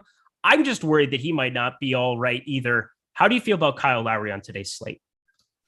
I don't know what to make of Kyle Lowry at all, because, by the way, he has really sucked in the playoffs. For all of the flack that Bam Adebayo's gotten, for whatever reason, somebody in the chat thinks I haven't liked Bam Adebayo in this series. For better or worse, I've been playing Bam Adebayo every single game of this slate. Yeah, I can confirm. I've done shows with the man every single time. He loves himself some Bam Adebayo. Yeah, so, I mean, sometimes it's gone. Like last game, Bam had a really good fantasy game. He was in the optimal lineup. The game before that, everybody... Yeah, go ahead. Tyler. Sometimes maybe good, sometimes maybe shit. It's not there. Yeah. He didn't have it. He doesn't have it anymore. He deleted it off his computer. I deleted the file by accident and I haven't re-uploaded. It's my fault. Well, you're fired. Hey, go ahead. Talk to me about Kyle Lowry. What? Yeah. Well, Eric, if you listened, you would have already known that he didn't have it on his computer anymore. But because you don't listen like a good friend, you didn't know that we couldn't push it to Tyler for the sound drop. Don't worry, I knew Tyler. I know. Oh, so something else, by the way. People are unaware. Do you know how Robert Williams got his Time Lord nickname? Yeah, because he was always late when he was at Texas A&M. No, it started. So he got drafted. I mean, he might have when he was in college. That's what I heard. But when he was with the Celtics, he gets drafted. The reason he slid in the draft was because of character concerns. And in the very first team meeting, which I believe was a Zoom conference call, he didn't show up because he overslept. He slept through it and missed it. And then the first team flight, he missed the first team flight because he overslept that as well. And I'm pretty sure it was a Reddit thread started. They started calling him Time Lord, kind of like tongue in cheek about how he never shows up on time for everything. And it just picked up steam on social media and then in mainstream outlets, and he just became Time Lord. Yep, it's a great nickname. My buddy Patrick, if you're watching, shout out. It's his favorite NBA player. But continue on. Kyle Lowry, somehow we got back to it. How are we feeling about him on today's slate? So I have no clue what to do with Kyle Lowry. He looked super gimpy last game. Like he was, I don't know if this came across, maybe it's because he was playing poorly and I was just paying more attention to it, because he actually played fairly well his first game back from the hamstring injury. He was able to play 29 minutes. He scored 29 fantasy points. And you start thinking like, oh, okay, Lowry came back healthier than I thought and came back quicker than I thought he could from the hamstring injury. And I just thought from there, we were going to start to see Lowry ramp up, play more minutes. The fantasy production would start to look like what it did in the regular season. And then he plays the next game, 21 minutes and scores 15 fantasy points. We almost give him a pass because that's the game where everybody on the Heat sucked. They scored 82 points to a team that couldn't get anything going. And then I get they sucked again on offense last game, but he played 25 minutes and scored negative fantasy points on DraftKings. It's hard to score negative fantasy points on DraftKings where the turnovers are only negative half a point. He made 0 of his shots from the field. He had 1 rebound, 3 turnovers, no other assists. He had 5 personal fouls. And also, how much of the game did you watch last time? Of last game? Yeah, not a whole lot. Game 5, I didn't watch very much. Okay. I went back and watched some of it, but just fastly. Okay, so to me, it looked like he was limping a lot. And is this one of those mental things where it's like, hey, I'm playing shitty now, my body feels poorly? Maybe, but I just don't think he's healthy. And it's hard for me to expect him to have quite the same per minute rates as he would in the regular season. So I did reduce him a little bit. I don't have him in my player pool at all as a captain. I have minimal exposure to him in the utility spot, underweight to the field on him because I just don't feel good about his health right now. Yeah, I'm trying to figure out what I want to do because he's at 21.4%. Feels like that's a little bit low. When you're looking around the entire range, because guys like PJ Tucker garnering far more attention for 1,800 less. You've got Robert Williams above him, rightfully garnering more attention. I don't know. Just takes one good shooting performance, but I'm with you. He didn't look right. He hasn't looked right this entire series. Even when he's played decently and found his way into the optimal, basically it was just the one game. Was he optimal that game? 29.25. Yeah, against Boston in game 3. Game 3, he was optimal. Yeah. I remember, I wasn't sure if he was optimal or not that game, but either way, he's sucked the last couple of games. And I tend to think it's because of health concerns. It's not to say he's totally unplayable, but even at minimal ownership, I'm underweight to the field on him. All right. Well, before we get to the cheapies, you've talked about Caleb Martin, and we have plenty of time to talk about whatever we want. It's a 1-game slate. We got to talk about our friends Odd Shopper. Well, Odd Shopper, we have Alex Baker. He's pretty good at DFS. He's also really good at sports betting projections. Same thing with Steve Buzzard, Eddie Lai, Sean Zod. My God, that screenshot is an absolute beast of a thing that he has from the strikeout props you can get directly free at oddshopper.com. We have NHL bets, golf bets, NBA bets. Everything you could possibly want is available for sports betting purposes over at Odd Shopper. There's a lot of utility to using this as well as playing DFS. If you use that BetMGM promotion, LBL bets, you have an opportunity to take $10, turn it into $200, and put that $200 to work immediately in the sports betting realm. I'm looking at NBA props for tonight. I think that there's some decent ones across the board, but I'm going to turn it over to my friend Greg Ehrenberg there. Greg, is there something that sticks out to you on the Odd Shopper board for tonight? Let's go look at it. There hasn't been... I haven't found that many props as of late that I've really wanted to jump on. The one that we have right now is being the most positive EV bet is Bam Adebayo over 9.5 rebounds. And it's kind of close to a 50-50 bet. But one thing that is favorable about it is it is significant plus money, plus 130 on the over. Let's see, where do I have Bam for rebounds?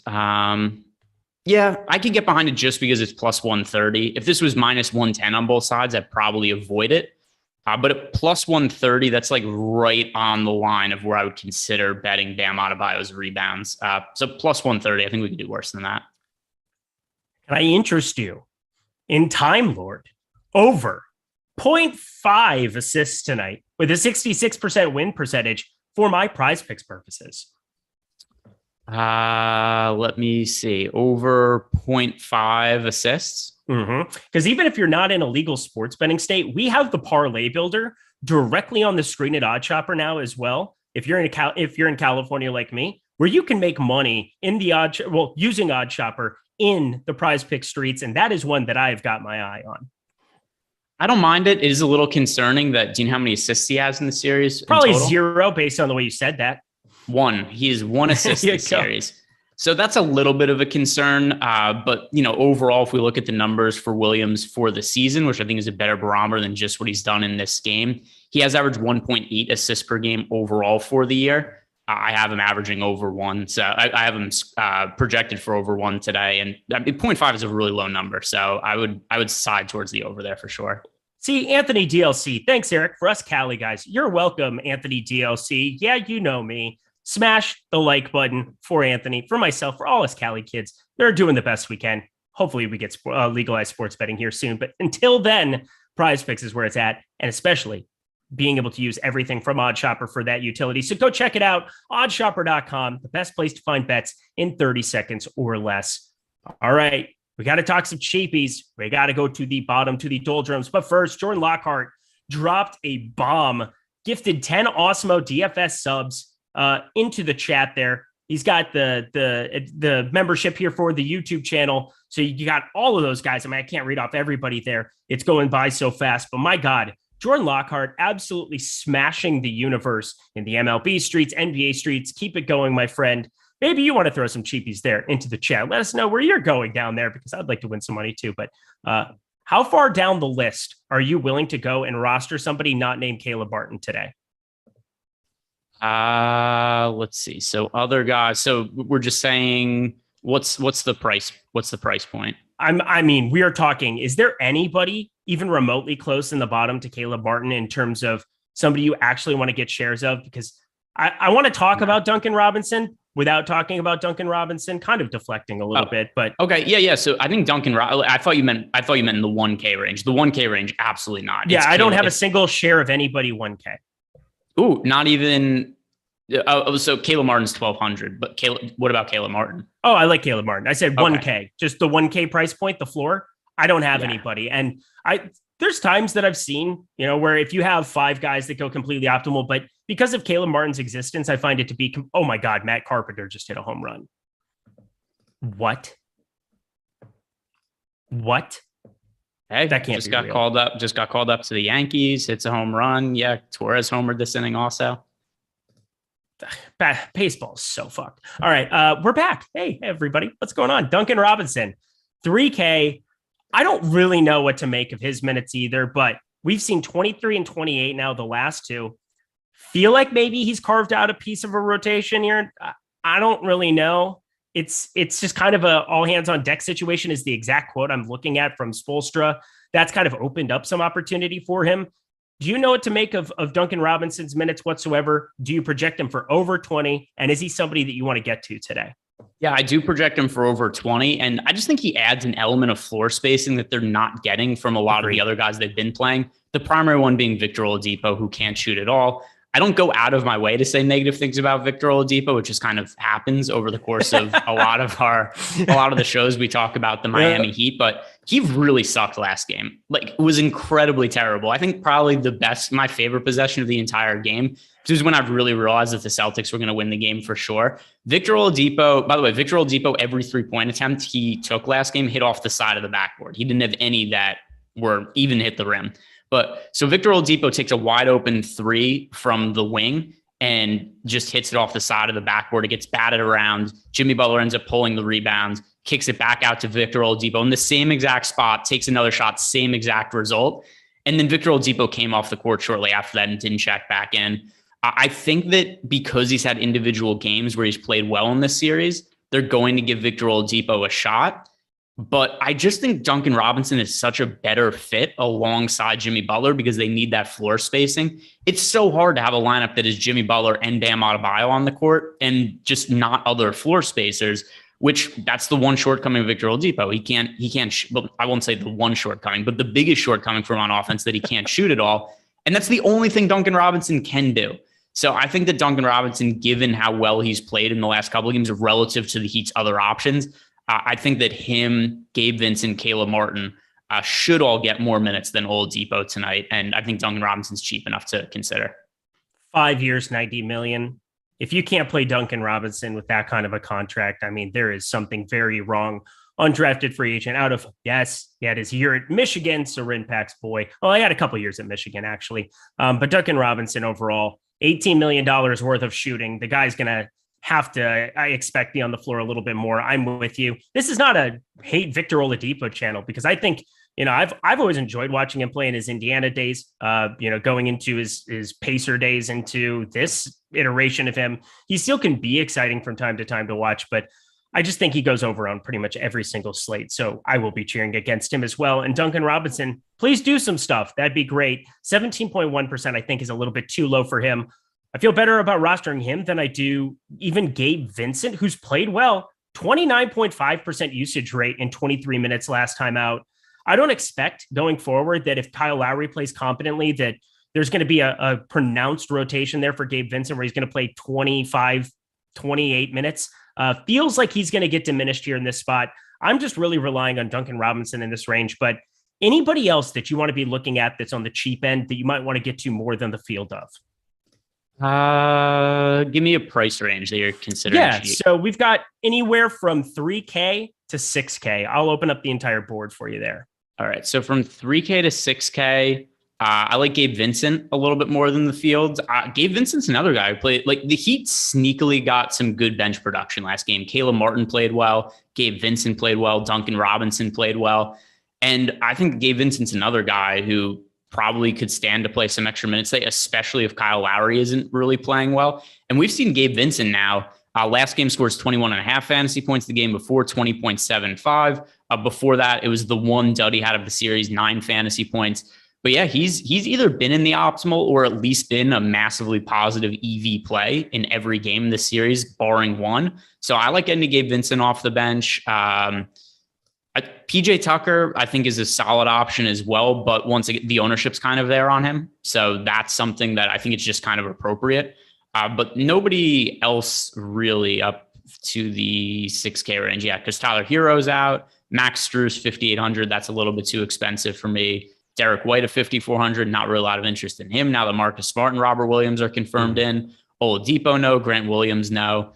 Yeah, so just really Tucker and Vincent. Those would be the priorities. All right. Before we jump over and talk a little FanDuel, because I want to give them some attention as well, for all of you cool cats and kittens that are going to hang out and play over there. Michael McKinney, $2 super chat, favorite star and 2 favorite utilities, GA. I don't know what the GA is. Georgia. I don't know. Michael McKinney, though, favorite star and 2 favorite utilities for tonight, Greg. Yeah, I'm going to assume he meant to type FanDuel and it just came out GA because they're kind of next to each other on the keyboard. Maybe. I don't know. Maybe that's what it is. I'm just guessing. I know it's a FanDuel question. I'm looking at the key. Yeah, that makes sense. There you go. So favorite star option and favorite, and I assume he's also asking for cash games. That's usually what he's doing. So, I mean, yeah, I'm going to put Tatum in the MVP most of the time. Mm-hmm. And then I'm probably in a FanDuel cash game type situation. Let me just see what the actual optimal is so that I don't misspeak, because why not? Yeah, Jimmy Butler would still end up in my star spot if I were playing cash, but I'm not. Yeah, it would be Butler for me in the star as well. And then we have to get to the utility spots. So it's hard to feel great. We just got the Celtics starting line, by the way. Nothing surprising with Robert Williams and Marcus Smart in. Once we get to the utility spots, I think Grant Williams is a much different looking play on FanDuel than DK, just because he's priced all the way down at 7K. If you absolutely need the salary saving options, I think that he is sensible, because you consider the other guys that are 7K on FanDuel and you're comparing him to Duncan Robinson, Caleb Martin. It's way different talking about Grant Williams at a 7K price tag where he's being compared to Caleb Martin. On DraftKings, he's $4,000 more expensive than Martin. On FanDuel, they're the same salary. So I think Grant Williams is as a utility play. And then the other one for me would actually probably be Kyle Lowry at 9,500, just because, once again, he's also much cheaper relatively on FanDuel than he is on DK. Yep. Those are the 2 that I have. If you crunch out the optimals, Grant Williams and Lowry show up just about every time in the utility spot if you put in no randomness. So take that for what you will. In a cash game format, Mr. McKinney, that is the way to do it. But thanks for the super chat. Thank you so much. So many super chats rolling in on a 1-game showdown slate. I think you guys all know that this might be the last NBA game for a couple days. We shall see. Eddie Seha, $5. 3 must-haves for a DKGBP and best captain. Also, Eric, Starbucks or Coffee Bean? Starbucks, not Coffee Bean for me, but 3 must-haves for DKGBP, Greg, and the best captain. 3 must-haves for DKGPP and the best captain. All right, so let's see. Who do I get to the most? The player I get to the most in the captain spot is Jason Tatum. That's not massively surprising. In the utility spot, the guys I get to the most, I mean, not that I would consider these guys must plays, but Caleb Martin, I like quite a bit more than the field. Bam Adebayo, I like, but not necessarily. I mean, Bam Adebayo is also super popular today, but sure I like Bam Adebayo a lot, and Jaylen Brown. I can tell you who I don't like, if that helps as well. I mean, Jimmy Butler, I'm shorting. I think PJ Tucker, I'm going to be shorting as well.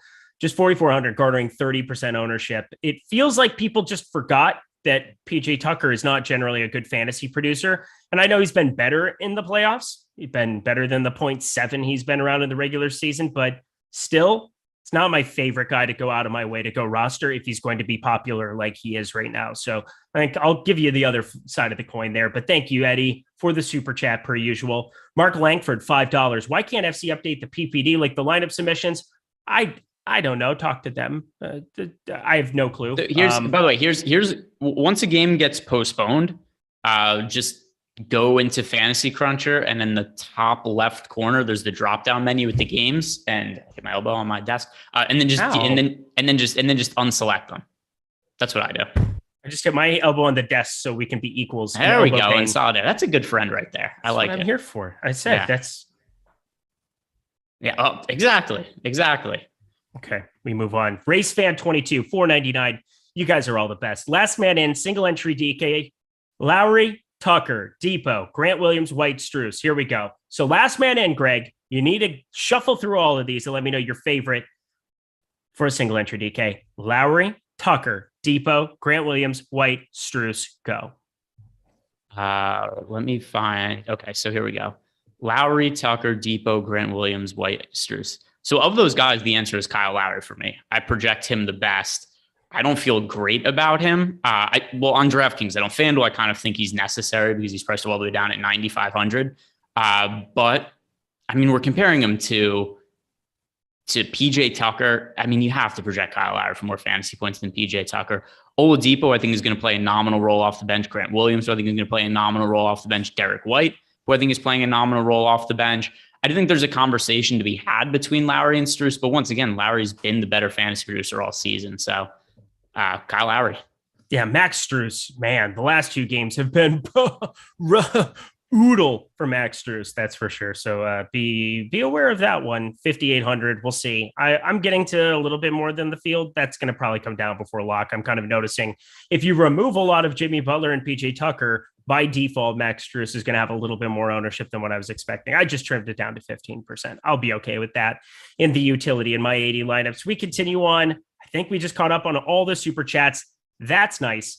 I want to give FanDuel some time because we have plenty of time. 17 minutes here before lock. Plenty to talk about everywhere if we want to. And I think FanDuel deserves its own little corner pocket here. We've got some guys in Duncan Robinson, 7,500. We've got guys like Gabe Vincent up to 8K if you wanted to try to make that a thing. I'm not really sure. But what really the FanDuel slate comes down to is who is the guy that can beat Jason Tatum and Jimmy Butler if you're going to be trying to get a little bit different, not necessarily in the MVP spot, but in the star spot. I'm going to ask you, who is your favorite contrarian guy to get to for the star and pro purposes today? Okay, so in the star spot, what are we considering contrarian? Just anybody that isn't Jason Tatum, Jimmy Butler, or Jaylen Brown. All right, so Bam Adebayo then. Yeah, I think Bam at 12.5 is like the cornerstone play.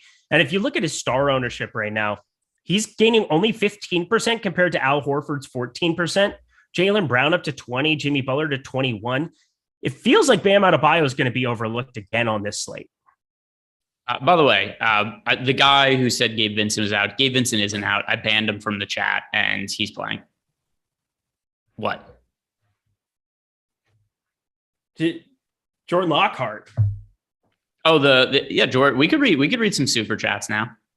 I mean, do we just end the like what? $200? A $200 super chat from Jordan Lockhart. This for my dudes, Eric Lindquist and Greg Ehrenberg. And I suppose producer Ty, haha. Thanks as always, gents. Let's win, question mark. Why is Jordan Lockhart the greatest person on planet Earth? And Bruce is now wagging his tail in approval because Bruce about to get that nice kibble, just like Duke. Duke and Bruce are going to be eating nice now this week. So the other thing too, I mean, Jordan Lockhart, like, what do we assume he's made? And remember before when we were kind of joking, could I buy the Celtics or not if the Celtics win? I can't, but who can? Probably Jordan Lockhart, because you're talking about who has the $100 billion to buy the Boston Celtics. Jordan Lockhart might just, based on his recent run of DFS. Oh, Greg, you have 10K of futures on the Celtics. How adorable! Let me 4x that on an MLB night that I play 3 lineups. How about that? Jordan Lockhart, you're from a different dimension, dude. You're from a different dimension. We appreciate it so much. And yes, El Negro Loco there too. Ban season is in effect. If you bring that fake news, we will bring the real hammer is what we will do. Or the virtual hammer. I guess it's not real. It's rhetorical. We move on. My filler arc, $4.99. What the heck? Just click back in. Eric went on vacation and came back as the Chad meme guy. Why am I the Chad meme guy? Who's the Chad meme? What are we even referring to? Isn't the chat? By the way, that's a tremendous compliment. It depends which. What is it? Giga? Do you know about Giga Chad? No. All right. Yeah, I'm sure. Tyler, you know Giga Chad, right? Post the picture. You want me to pull up Giga Chad? Do you need like a still photo of me? Yeah. Well, no. Giga Chad. I mean, if he thinks you're Giga Chad, it's a tremendous compliment. I can't imagine a Giga Chad is a compliment. Anything attached to the word Chad. Oh, no. Probably know what you want to be. Where's my super chat? I don't know, James Perkins. If it was there, I would have read it instantly. I tell you what, if you tell me what your question is, if you had a super chat, because I'm looking through, I've been having the stream up for a while. I don't see it here. So my apologies if we did miss it, but fire it up into chat. We'll have plenty of things. Oh, come on. You don't think that's what you look like?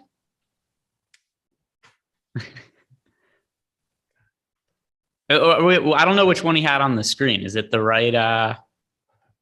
No, that's not it. Yeah, I don't know, man. I typed in Giga Chad meme and it just pops up with this Russian model dude. What is this guy? This guy, what is he looking at in that picture? He is like far too happy. This is the Giga Chad picture though. It's not great. I don't feel good about it. Multiple people are saying he's out. Nobody's saying anybody's out. What are we talking about? The guy who is BSing in chat about Gabe Vincent. Nobody's saying that about Gabe Vincent right now. Let me go on Twitter. No. Gabe Vincent's playing too. Yeah, that's absurd. You guys are liars. Damn dirty liars. And we must ban you. So there you are. Anybody on cheap for FanDuel purposes as well to give them the time that they deserve? I think you and I both talked about Kyle Lowry for a quick second there. 9,500. That's kind of a misprice. And that's where I kind of want to get my exposure to him. Looking at Robert Williams, though, 11.5, because of the stock's upside, I think he makes a very intriguing type play to move up the board here.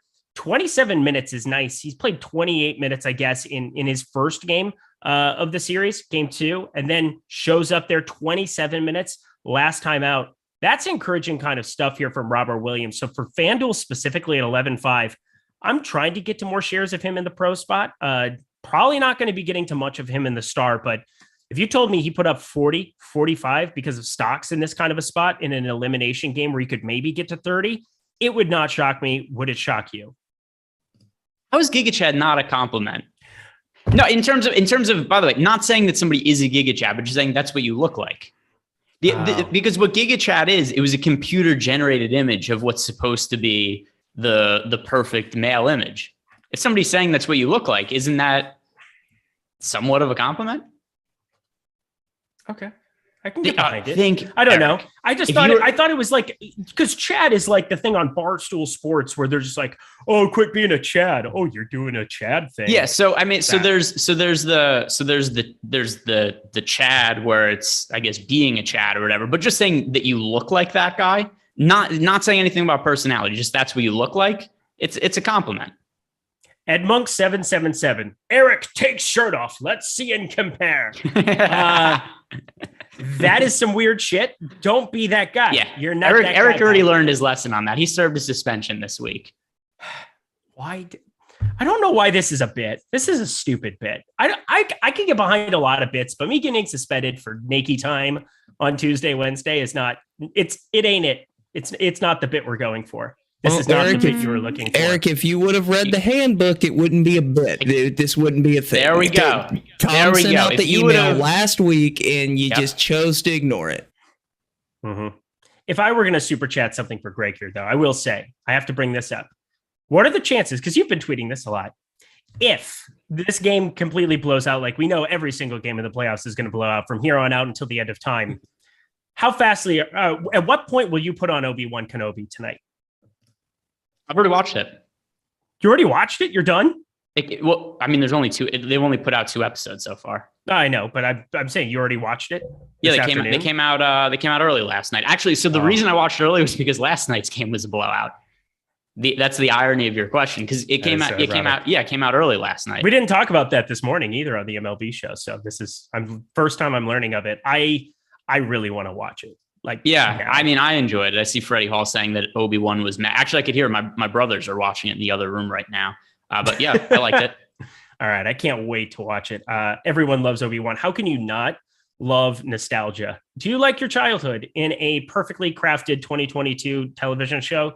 Yes, I would, please. I'll have another. But let's get to it here. Let's round out the conversation. 9 minutes to go here for the showdown lineup. Start getting some of your lineups in here. But of course, I have to drop this into, did Tyler leave? Tyler left. I can't do an ad read. Cool. I'll do this read on your time. There he is. Hey, buddy. How's it going? Yeah, he came back with some dog treats and he's eating them. Yeah. There you go. Hey, man. $200 super chat from Lockhart.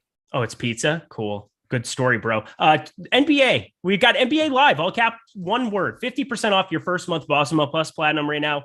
Use promo code NBA Live. Once again, that's all caps, all caps, one word. Why am I not speaking words? I don't know. But player projections, ownership projections, lineup builder, premium Discord, and so much more for NBA. But not just that. Not just that, my friends. We're talking baseball, the top stacks tool, the top pitchers tool, which will help you make money unless you're a dum-dum like me and you decide to play Kyle Bradish, because that's not going to go well for you. But, whatever. We live and we learn. And once again, make better decisions with the top stacks tool, because you can definitely find some positive leverage day in, day out, even on these 13 game slates where Mega Chalk completely crushes. But such is life. 50% off your first month of Awesemo Plus Platinum. Use that promo code NBA Live. Enjoy that promo code NBA Live and utilize it today. Stop guessing, start winning. Join Awesemo Plus today. All right, my friend, we've got 8 minutes to go. 8 minutes. Talk to me on DraftKings. Who are your 3 highest owned captain plays? So my 3 highest owned captains are, I know one is Tatum, Adebayo, and Jaylen Brown. Yep, those are my 3, which is hilarious. Welcome to the party. I'd say I'm going to try to make Grant Williams pop up the board a little bit, but it's uncomfortable. But let's do this. Not name Jason Tatum, Jaylen Brown, Bam Adebayo, because I'm assuming you're getting them quite a bit in the utility as well. Who are your 3 favorite contrarian pieces to get to on the DraftKings slate? At the captain spot or just in general? In general, opening the whole board up for the utility spot. Okay, so Caleb Martin is one. I think Caleb Martin's projected ownership is pretty ridiculous right now. I think he's the best value play on the slate. He opens up pretty much everything for us today. He's only projected for 16% ownership. So that is somebody to be overweight too. It gets hard after that because there aren't really that many contrarian plays. Everybody's somewhat popular. I'm overweight to Robert Williams. I think there's a lot of upside there, and Duncan Robinson would be the other. All right, Duncan Robinson, the other. On FanDuel, who is your most contrarian play in terms of the star or pro spot that is not named Jason Tatum or Jimmy Butler? All right, so that's going to come in the pro spot then. Correct. Yeah. So, I mean, you pro spot anybody further down the board that you're looking at rostering for FanDuel purposes. I mean, I guess that's Robert Williams also, but he's 12% owned in the pro spot, which also makes him the 3rd most popular guy there. he take shots on Kyle Lowry and hope that he's healthy because, like we were saying before, I think he's a much more favorable looking play relative to his price point on FanDuel than he is on DraftKings. But I'm pretty flat at the pro spot. There's not one guy that I love in that slot, like way different than the field. Hoping it's not a blowout. Me too, James Perkins. No. I hope it's a blowout because the most likely scenario where there's a blowout is the Celtics win because they're 8.5 point favorites. All right, Rosso Music. Appreciate you. Give me the heads up there. I was scrolling through, didn't see anything there. But what's up, fellas? Appreciate y'all. We appreciate you. So many super chats on a 1-game NBA slate. You guys are seriously the best. I can't get over it. But Smart or Robinson ? And then Flex Horford, obviously, is in the lineup if that matters. So Smart or Robinson for you tonight, Greg? Smart. Yeah, if there's no salary considered, there you go. You're going to be leaving a lot of money on the table, and you're going to get a lot different if you just go boom, boom, directly Smart to Robinson. Probably won't be duplicated that way. No, but I mean, there are ways to get contrarian and have it be reasonable. I don't think that's one of the ways. Yeah, you don't want to be just flat out stupid on today's slate. So don't be stupid in that regard. But thank you so much for that super chat. Smash the like button. My God, we had 1,300 people here watching us cover this thing. I can't tell you how much Greg and I appreciate it. It feels like the culmination of our entire NBA season working together day in, day out, trying to make you money. And if you appreciate that, I know I do, hit that like button. Thank you so much to you guys. 4 minutes to go. Anything else that people need to know here, Greg, about your lineups or about this game before we head to lock? I hope the Celtics win. I think that's probably my biggest takeaway. Thank you. Which, I mean, at this point, I think it's actually, I'd be curious. Is there anybody that's actually outright picking the Heat to win in the chat? I want to find who my enemies are. Is there anybody outright picking the Heat to win? They're 8.5 point dogs right now. All right. Well, I was trying to set up Tyler for a poll and he just walked away. Tyler is not even working. What is Tyler? What is it that you would say you do here? What's going on? Yeah, dude, the tides have turned. We're not making fun of Eric anymore. I just now realized, like halfway through the show, that I hadn't eaten since like 6 a.m. So I started to shake a little bit, and I was like, "Yeah, maybe you should get some food." So sorry about that. I'll run your poll though, Greg. Jeez. All right. So the issue here is just who forgets to eat. What you talk about survival instincts? He would not have survived in the Stone Age. Here's the thing, though. Tyler, you're what, 24, 23? How old are you? 23. You're 23. Young. 23. There you go. He's a youngling. I can remember when I was young, dumb, and full of youth, if you will. During those times, when out of the middle of nowhere, I was too lazy to go buy food. I can remember those days. You were too lazy to go buy food is what it was. No. Yeah. He wasn't too lazy to buy food. He forgot he was hungry.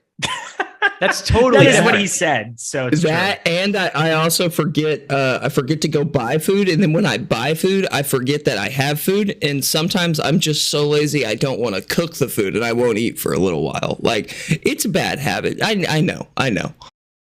But once again, these are different than just forgetting you're hungry. No, I'm an idiot, Greg. I'm not denying that. No, I know we've established that, but it's good. We've found common ground, everybody. Smash the like button for idiot Tyler in the chat. That would be nice as well.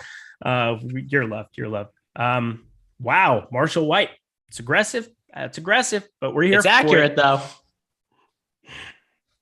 It was just seeping out of his pores. The funny thing about my pores, it's located up. And yeah, we're not going to make that shit. You know where I was going, but here we are. I'm ready for this game. I'm cheering for you, Greg. It's ESPN tonight. You know what that means? We're not getting any basketball until the 17-minute mark. Probably not. Yeah, we're going to have 20 minutes of airtime just hanging out. So if anybody has any great prompts, go ahead and fire them up in the chat. I wanted to talk Obi-Wan, but I don't want you to ruin anything for me. That's for sure. Eating is overrated. Sotex, that is the worst. That has to be the absolute worst take I've ever seen. Eric, we want to see you feed him. No, I got fed earlier today. If you saw the MLB show. Yeah. Eric actually got fed by a stranger who broke into the room he's in and just put food in his mouth. Yeah, it's glorious stuff. You know what I was impressed by with that happening? Because I went and rewatched it afterwards. that at no point were you startled that somebody quietly came in the room behind you and just put food in your face? At some point, that would kind of make me like, oh, I'm not I think that would make me jump.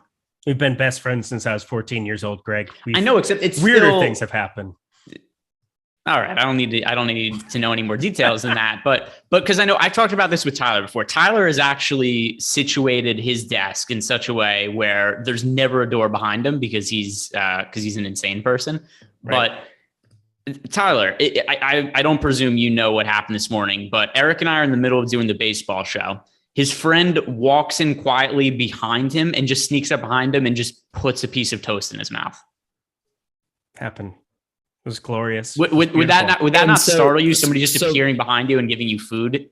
So, Greg, this is where my fear actually stems from. I played a lot of video games in college, as I do now, and I used to live with roommates who are similar to Eric's friend, and I did not trust them for anything because I wear soundproof headphones, so they would come up behind me in the middle of games and just scare me to where I'd break things. So yeah, ever since then, I have to see a door if I'm in it.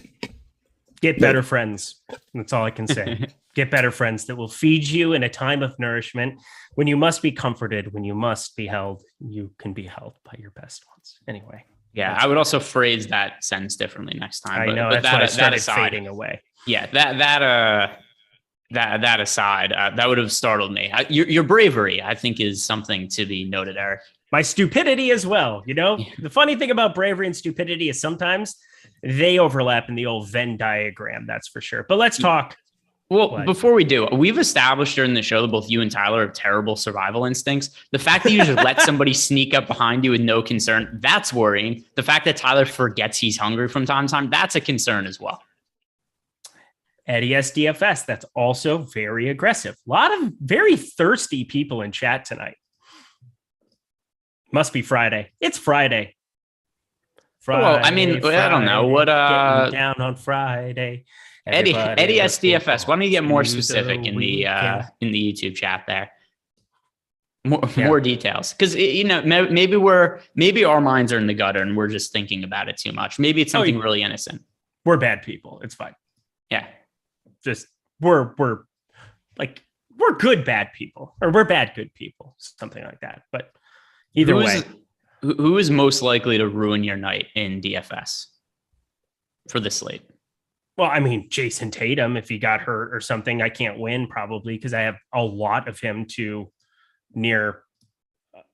I mean, let's see. Let's play some ownership. Let's do that here. That might be a good segue into what we're doing here. Let's start with Jimmy Butler. $20 DK. Ooh. All right. Good thing you did. I was just about to open up the contest. Let me bring up what did our final projected ownership end up being. I think Jimmy Butler is probably just going to be about whatever he was projected at for us. So I'm going to start by just giving our projected ownership on Jimmy Butler. And Greg SJ1. I know Kyle Bradish sucked. I'm aware. Okay. Did you? I knew it was going to go. I literally said this morning, this isn't going to go well, but I didn't want to play in my single entry. I didn't want to play a 60% on John Gray. I just didn't want to do it. Okay. I didn't want to do it. I regret it. And I should have done it. Well, I mean, there was other guys also though, like Ian Anderson's pitching well. Minnesota's up 4-0 now too, without Byron Buxton in the lineup. I'm going to go cry. I love Minnesota. That's my team, but I didn't roster them. Cool. Yeah. I mean, we're both, I didn't roster Minnesota in many of my lineups either today, but we have similar rooting interest. I have futures bets on the Twins, so I root for them every night. I root against the White Sox. Jimmy Butler, we have him projected for 67%. Maybe there's a little bit of, all those prices come down to, I'll just 67%, what we had him projected. 58.7. I mean, It's still a lot of ownership, 13.9% in the captain spot. I think that's kind of a fun caveat that I could have is I could ask you the captain spot of certain guys too. Ooh, look at this. We're getting fancy. Jason Tatum ownership and captain ownership. All right. So if Butler's a little bit lower than we had him projected, I have to presume that means Tatum's a little bit higher. So I'll say 80% ownership for Tatum overall and 26% the captain. 89.1% ownership, 31.9% in the captain spot. Yeah. If you had told me that, maybe I would have hit eject a little bit, but I'm like everybody else. I just jammed near 100% Jason Tatum. I have 94% of him. I don't know how you avoid him on this slate. We get a replica of the which game was it where neither Tatum nor Butler were optimal? I can't remember, but it was not enjoyable for me. Marcus Smart was the guy. Well, no, because they were both optimal in the Marcus Smart game 2. Wasn't it game 2? Or was it game 2 that they weren't? It was game 3. Yeah, the Bam Adebayo eruption game. Yeah. So that was like the everybody but Jimmy Butler and Jason Tatum game, because that was the game Butler got injured at halftime. He also sucked in the first half before he got hurt. So Butler scored 19 fantasy points. Tatum scored 21. Smart had 30. Horford had 50. Brown had 55. PJ Tucker had 36. Bam had 63. How about we go to Jaylen Brown next? All right. So Jaylen Brown. Yeah, this is why we're doing it. James Perkins, game locks at 8:30, but doesn't tip off for another 12 minutes. Over under of 14. The overs hit twice. Yeah, I was going to say the 17-minute mark has been pretty popular for these ESPN start times. They need to figure their crap out. God, Minnesota got all the way through the lineup once in the first inning. Just hurt me. Yeah, it's With a Polanco bomb too. It's just disgusting. Yeah, it's gonna be all Twins and Red Sox today. That's it. Log off the baseball. I would, if there was a cash out feature on DFS for MLB today, I would hit it immediately to reclaim anything. That'd be just fine. Even if it was like 1/100th of your entry fees. Yes, I would take $4 right now. Give me $4 on my entries, and I would at least be able to eat. So that's cool. Well, hey, you got your friend who feeds you toast in the background. He'll always take care of you. And you know, all I could afford, toast. There it is. Yeah, ramen noodles too. Those are always inexpensive. So dumb. Let's do Jaylen Brown ownership. He was projected to be really popular for us, and I don't really have a great read on him. Although with that said, if Jimmy Butler came in, well, no, but Tatum came in way over. So 60% and 15%. Eric, what's your lowest round of golf ever? 61, 11 under was 10 under. It was a par 71. Ooh. So 10 under. And then 63 is my lowest ever in the tournament. And that was par 71 as well. So 8 under. 8 under relative to par is my lowest in the tournament. So that's actual golf, not mini golf. Good one. Oh, what'd you shoot on the back nine, Eric? I'm Tyler. Well, nice. Mine's 68, so yours is a lot better than mine. I'm sorry. Yeah, you should have shot 69 for the brand, just like who said that today? Max Homa. He's like, yeah, I decided to go bogey my last two, so I could shoot back-to-back 69s. No, it was so the other thing too about my lowest round is I was playing my friend Jared in a match, and we were playing each other for money, and we both shot our lowest rounds ever on the same day playing against each other. It was really fun. Yeah, it was really fun. Yesterday, I played a best ball deal with my buddy Matt in the afternoon between shows, and we played a guy who was a 5 handicap who shot 1 under on us, one of his buddies, and I was pretty upset. I mean, I shot 1 under, Matt shot 3 under. My best friend is just really, really good at golf. But we went out and played on his home course. Beautiful day, lovely. Everything was, the bees were chirping. Everything was great. And then a 5 handicap shot 1 under. It was a joke, but he was a nice guy. So shout out to him. If he's watching, hello, because he knows I work here now. But shout out, he played awesome. Just so full transparency, I opened up our chat to see what people were talking about, and because people brought up some of the ownership projections, I've seen a bunch of them now. I'm sorry. Well, then that's the end of that. That was fun while it lasted. Peyton Pritchard, you didn't see that one. No, that's true. Also, Peyton Pritchard is not somebody like I have no take on Peyton Pritchard at all. We had him projected for 4% ownership. I'm sure he's very low owned. 6.3%. All right. Yeah. I mean, those are dead. Caleb Martin in the captain spot. So I don't know in the captain spot, but I did see somebody say he was 33% owned in the utility spot. 32.8. So there goes me thinking that he was going to be contrarian. I guess 2% in the captain spot if I'm just doing the math and multiplying what our ownership projection was there also. Mm-hmm.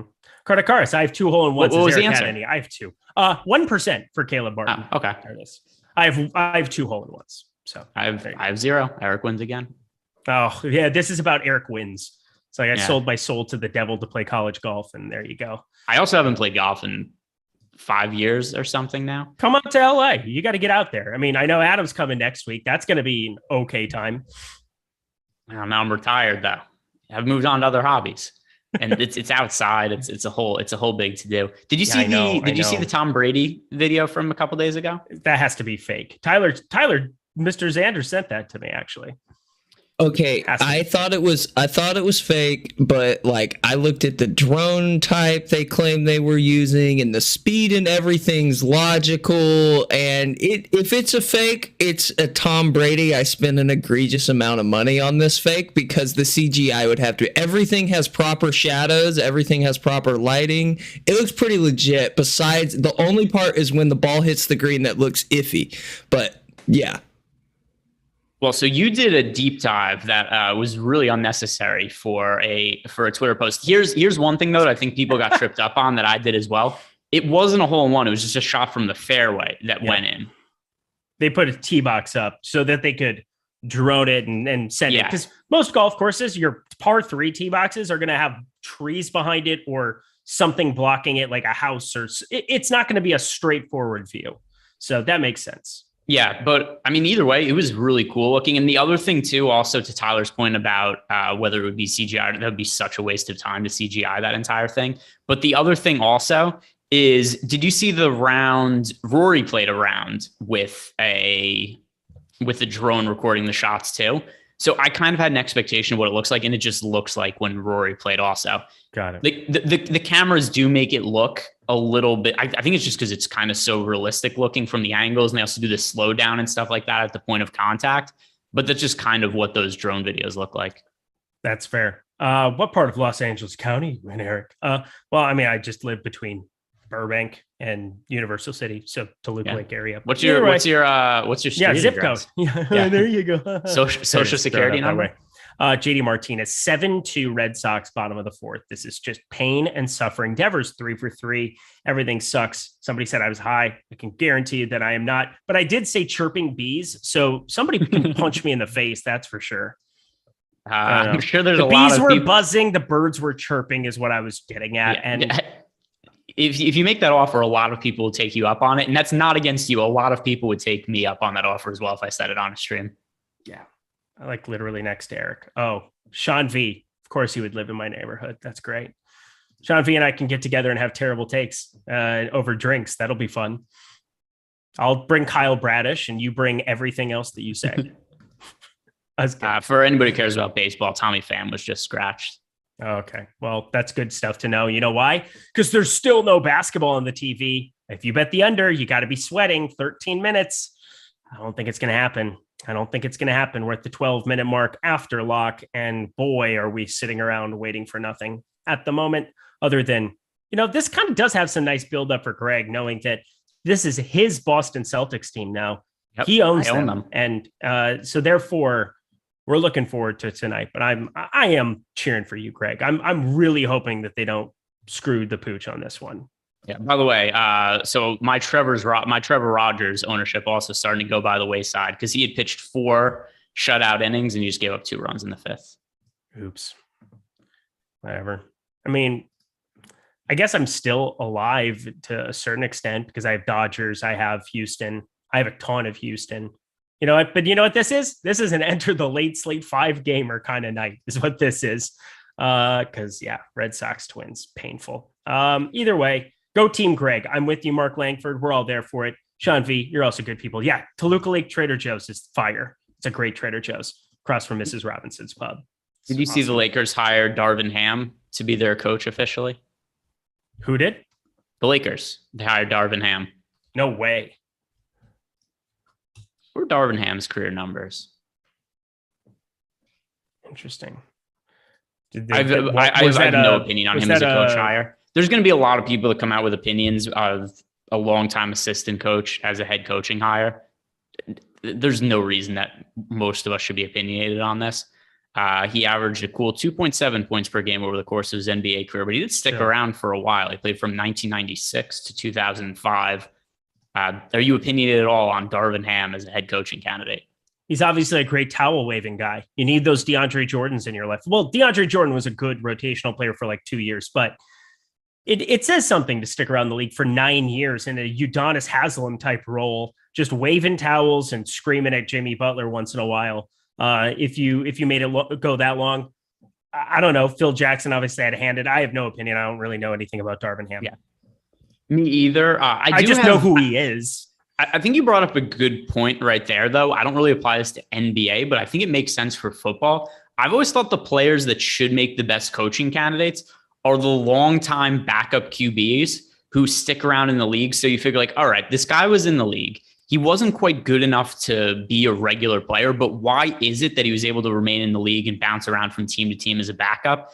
And just my guess is generally because those guys are really well-versed in football. They have a really good understanding of playbooks and offensive schemes and stuff. So they could come in a pinch if it's ever needed, but they can also mentor young players. Like, because there's something they have to offer to the team outside of just playing because they're not playing. So that's why I've always thought the best potential football coaching candidates are backup quarterbacks that are in the league for like 10 plus years, but don't actually get on the field.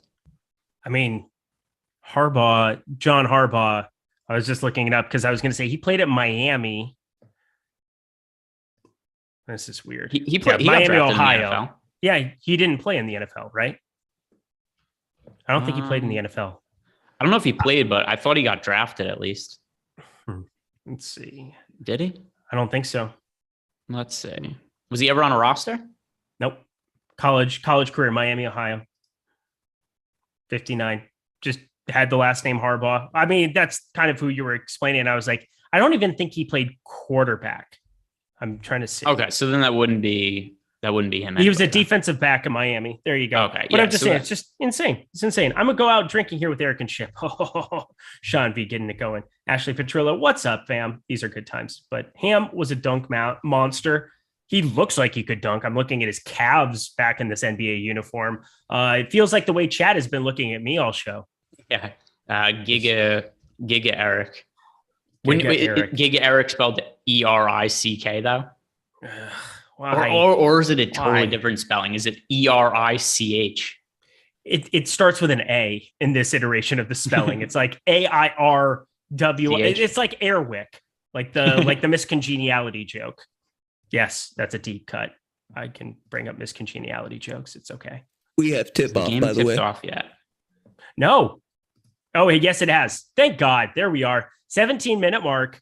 Oh, how good am I at this? Or it's almost like we've watched a lot of these games, these playoffs. Generally, the ESPN games tip off at 17. Miami knocks down a 3 to open up the scoring. Let's see what's happening. It's going slow for me. PJ Tucker, of course, right off the bat. Kyle Lowry with the rebound here going the other way, 3-0. So that's a massive start for Tucker because he also had a steal on the first possession of the game. This is not good for me already. PJ Tucker night.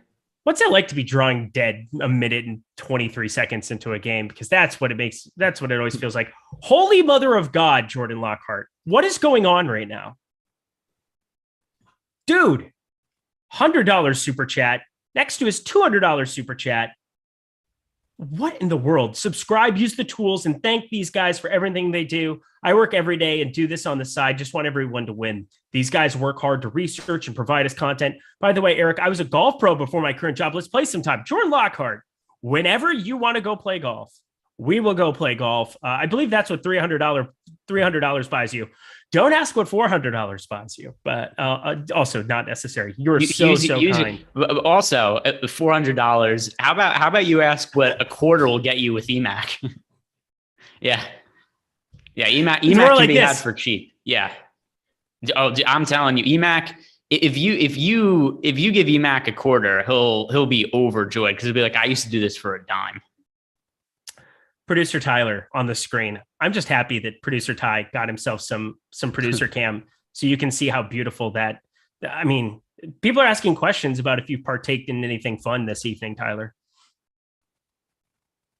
Not until recently, to treat my eyesight, because yes. Yeah. He's going to take care of his glaucoma. Celtics tied the game at 5. There we go. Now we're back. Thank you. Quick transition there. 5 bucket, all 5 points from Jason Tatum there. Good start for him. Good to know that on 11% of the field is drawing dead now.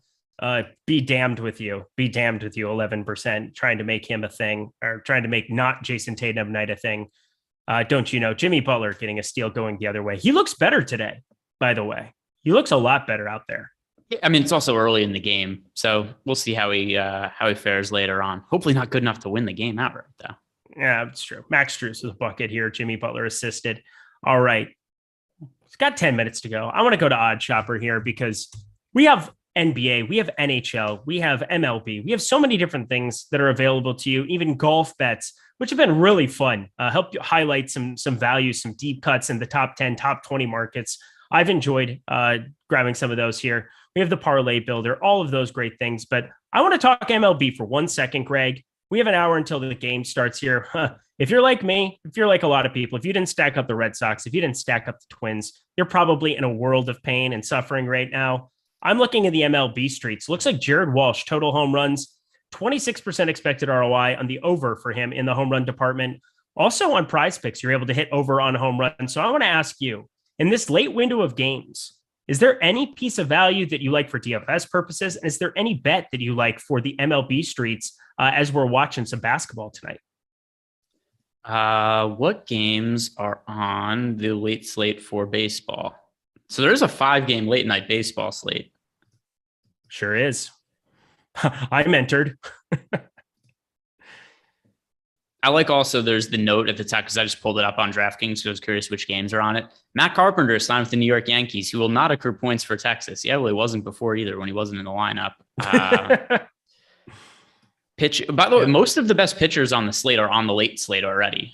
Verlander, Manoah is a contrarian option. John Gray is still there at 5,500. So you've got pretty much all of the top pitching options for the slate, excluding Kyle Bradish, are available for the late slate. By the way, Eric, if I'm going to needle you a little bit, if you would like, you could play Kyle Bradish on the late slate, and he will score infinitely more points than he scored on the main slate.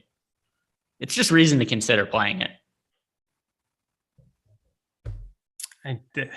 I was trying to have fun, build community, build camaraderie. Well, I assume that's why you didn't respond. Because that's why you went Chase because I called Bradish Chase Silseth, or called Chase Silseth Kyle Bradish. There you go.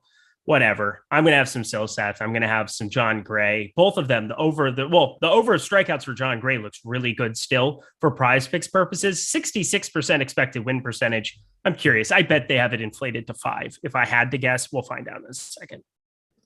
By the way, the other stack, actually the top stack right now isn't even the Red Sox. It's the Mets. Interesting. Yeah, the Mets have 7 runs on the board. Wow. Pete Alonso is 2 for 2 with a home run, a double, and 4 RBIs. Lindor has 2 walks, 3 runs. The top of the Mets lineup is all crushing. Would you say Bailey faltered?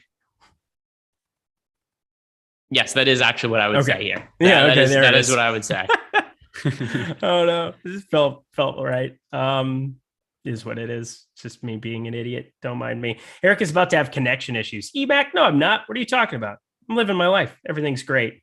Emac belly laughed. What happened? Oh, he's making me getting naked jokes or something, or him taking over the world as president and inflicting pain upon us jokes, something like that. I can't wait until Emac's president. What does $400 get us? We'll find out one day.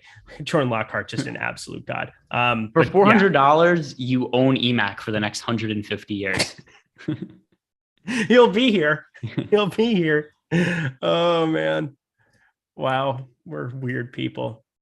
Tell you what, Twins. I don't even know whether I want to cheer for. I have like 1 share of Larnack in a lineup that's doing okay, but do I want every other twin? Because Sanchez and Kepler are on board. It's just going to be a painful night for me. It's just going to hurt. Well, he walked. That's the game I'm watching right now. Full disclosure, I've been watching baseball the entire show.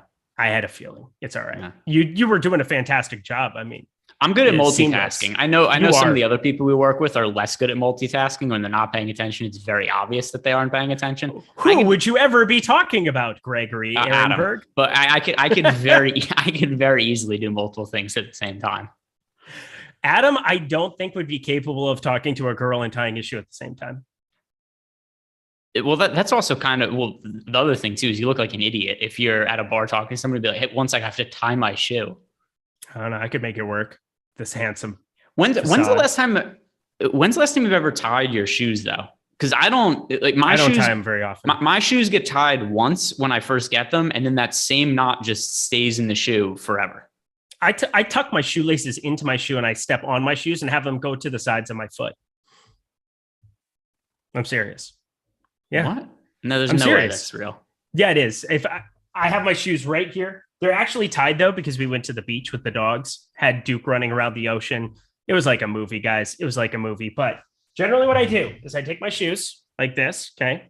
So I take them and I tuck them into my shoe as such, like this. And then you just step on top of them. Yeah, I don't like this. This is very, that's not uncomfortable. And then it's like it's tucked in. No, it's chill. That's what I do. He couldn't remember how to tie his shoes as a kid, and that's we were just at the beach, homie. Yeah, I'm actually pretty sure of that too. Eric, tie your shoes for the audience right now. I don't believe you could do it on camera. I don't know what cheating you're gonna do.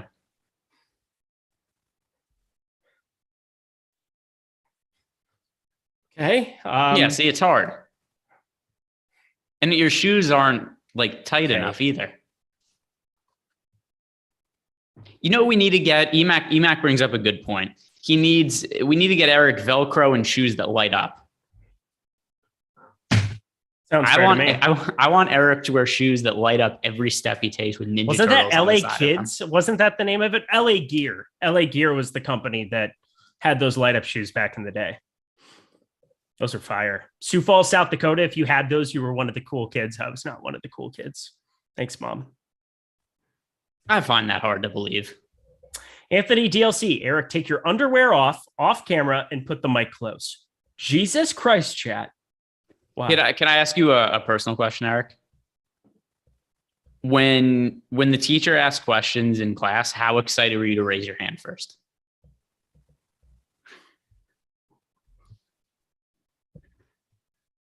I feel attacked. I feel personally attacked. Al Horford 2 personal fouls. So Grant Williams is going to end up playing a lot. There you go. That's what I'm here for, baby. I said, let it be done. End of the second, Gio Ursula. We all knew how that was going to end. It wasn't going to be good. That's hilarious, though, Greg. Way to get me in the last 3 minutes of the show when far fewer people are going to know or bring that joke. I will say, one of the things about this, their extra 30 minutes that's so fun is we generally get to build this. And yeah, we connect. And we connect. We have fun. There's going to be people who come out of the woodwork. They don't understand. The jokes going forward because they're not an Awesemo truther. So there we go. That's what it is. Producer Ty. God, just so good to make finger with you. We've got 2 minutes left here until we wrap it up. 7-point Miami lead. This is just a ridiculous start to this basketball game. I can't believe Boston is coming out this flat so far. But Grant Williams out there chucking. That's exciting for me because it was Robert Williams with the dunk just now to make it 12-7. But Grant Williams missed the bucket before it happened, and that is whatever. Marcus Smart, there you go, getting in the action here. Assist and steal back to back.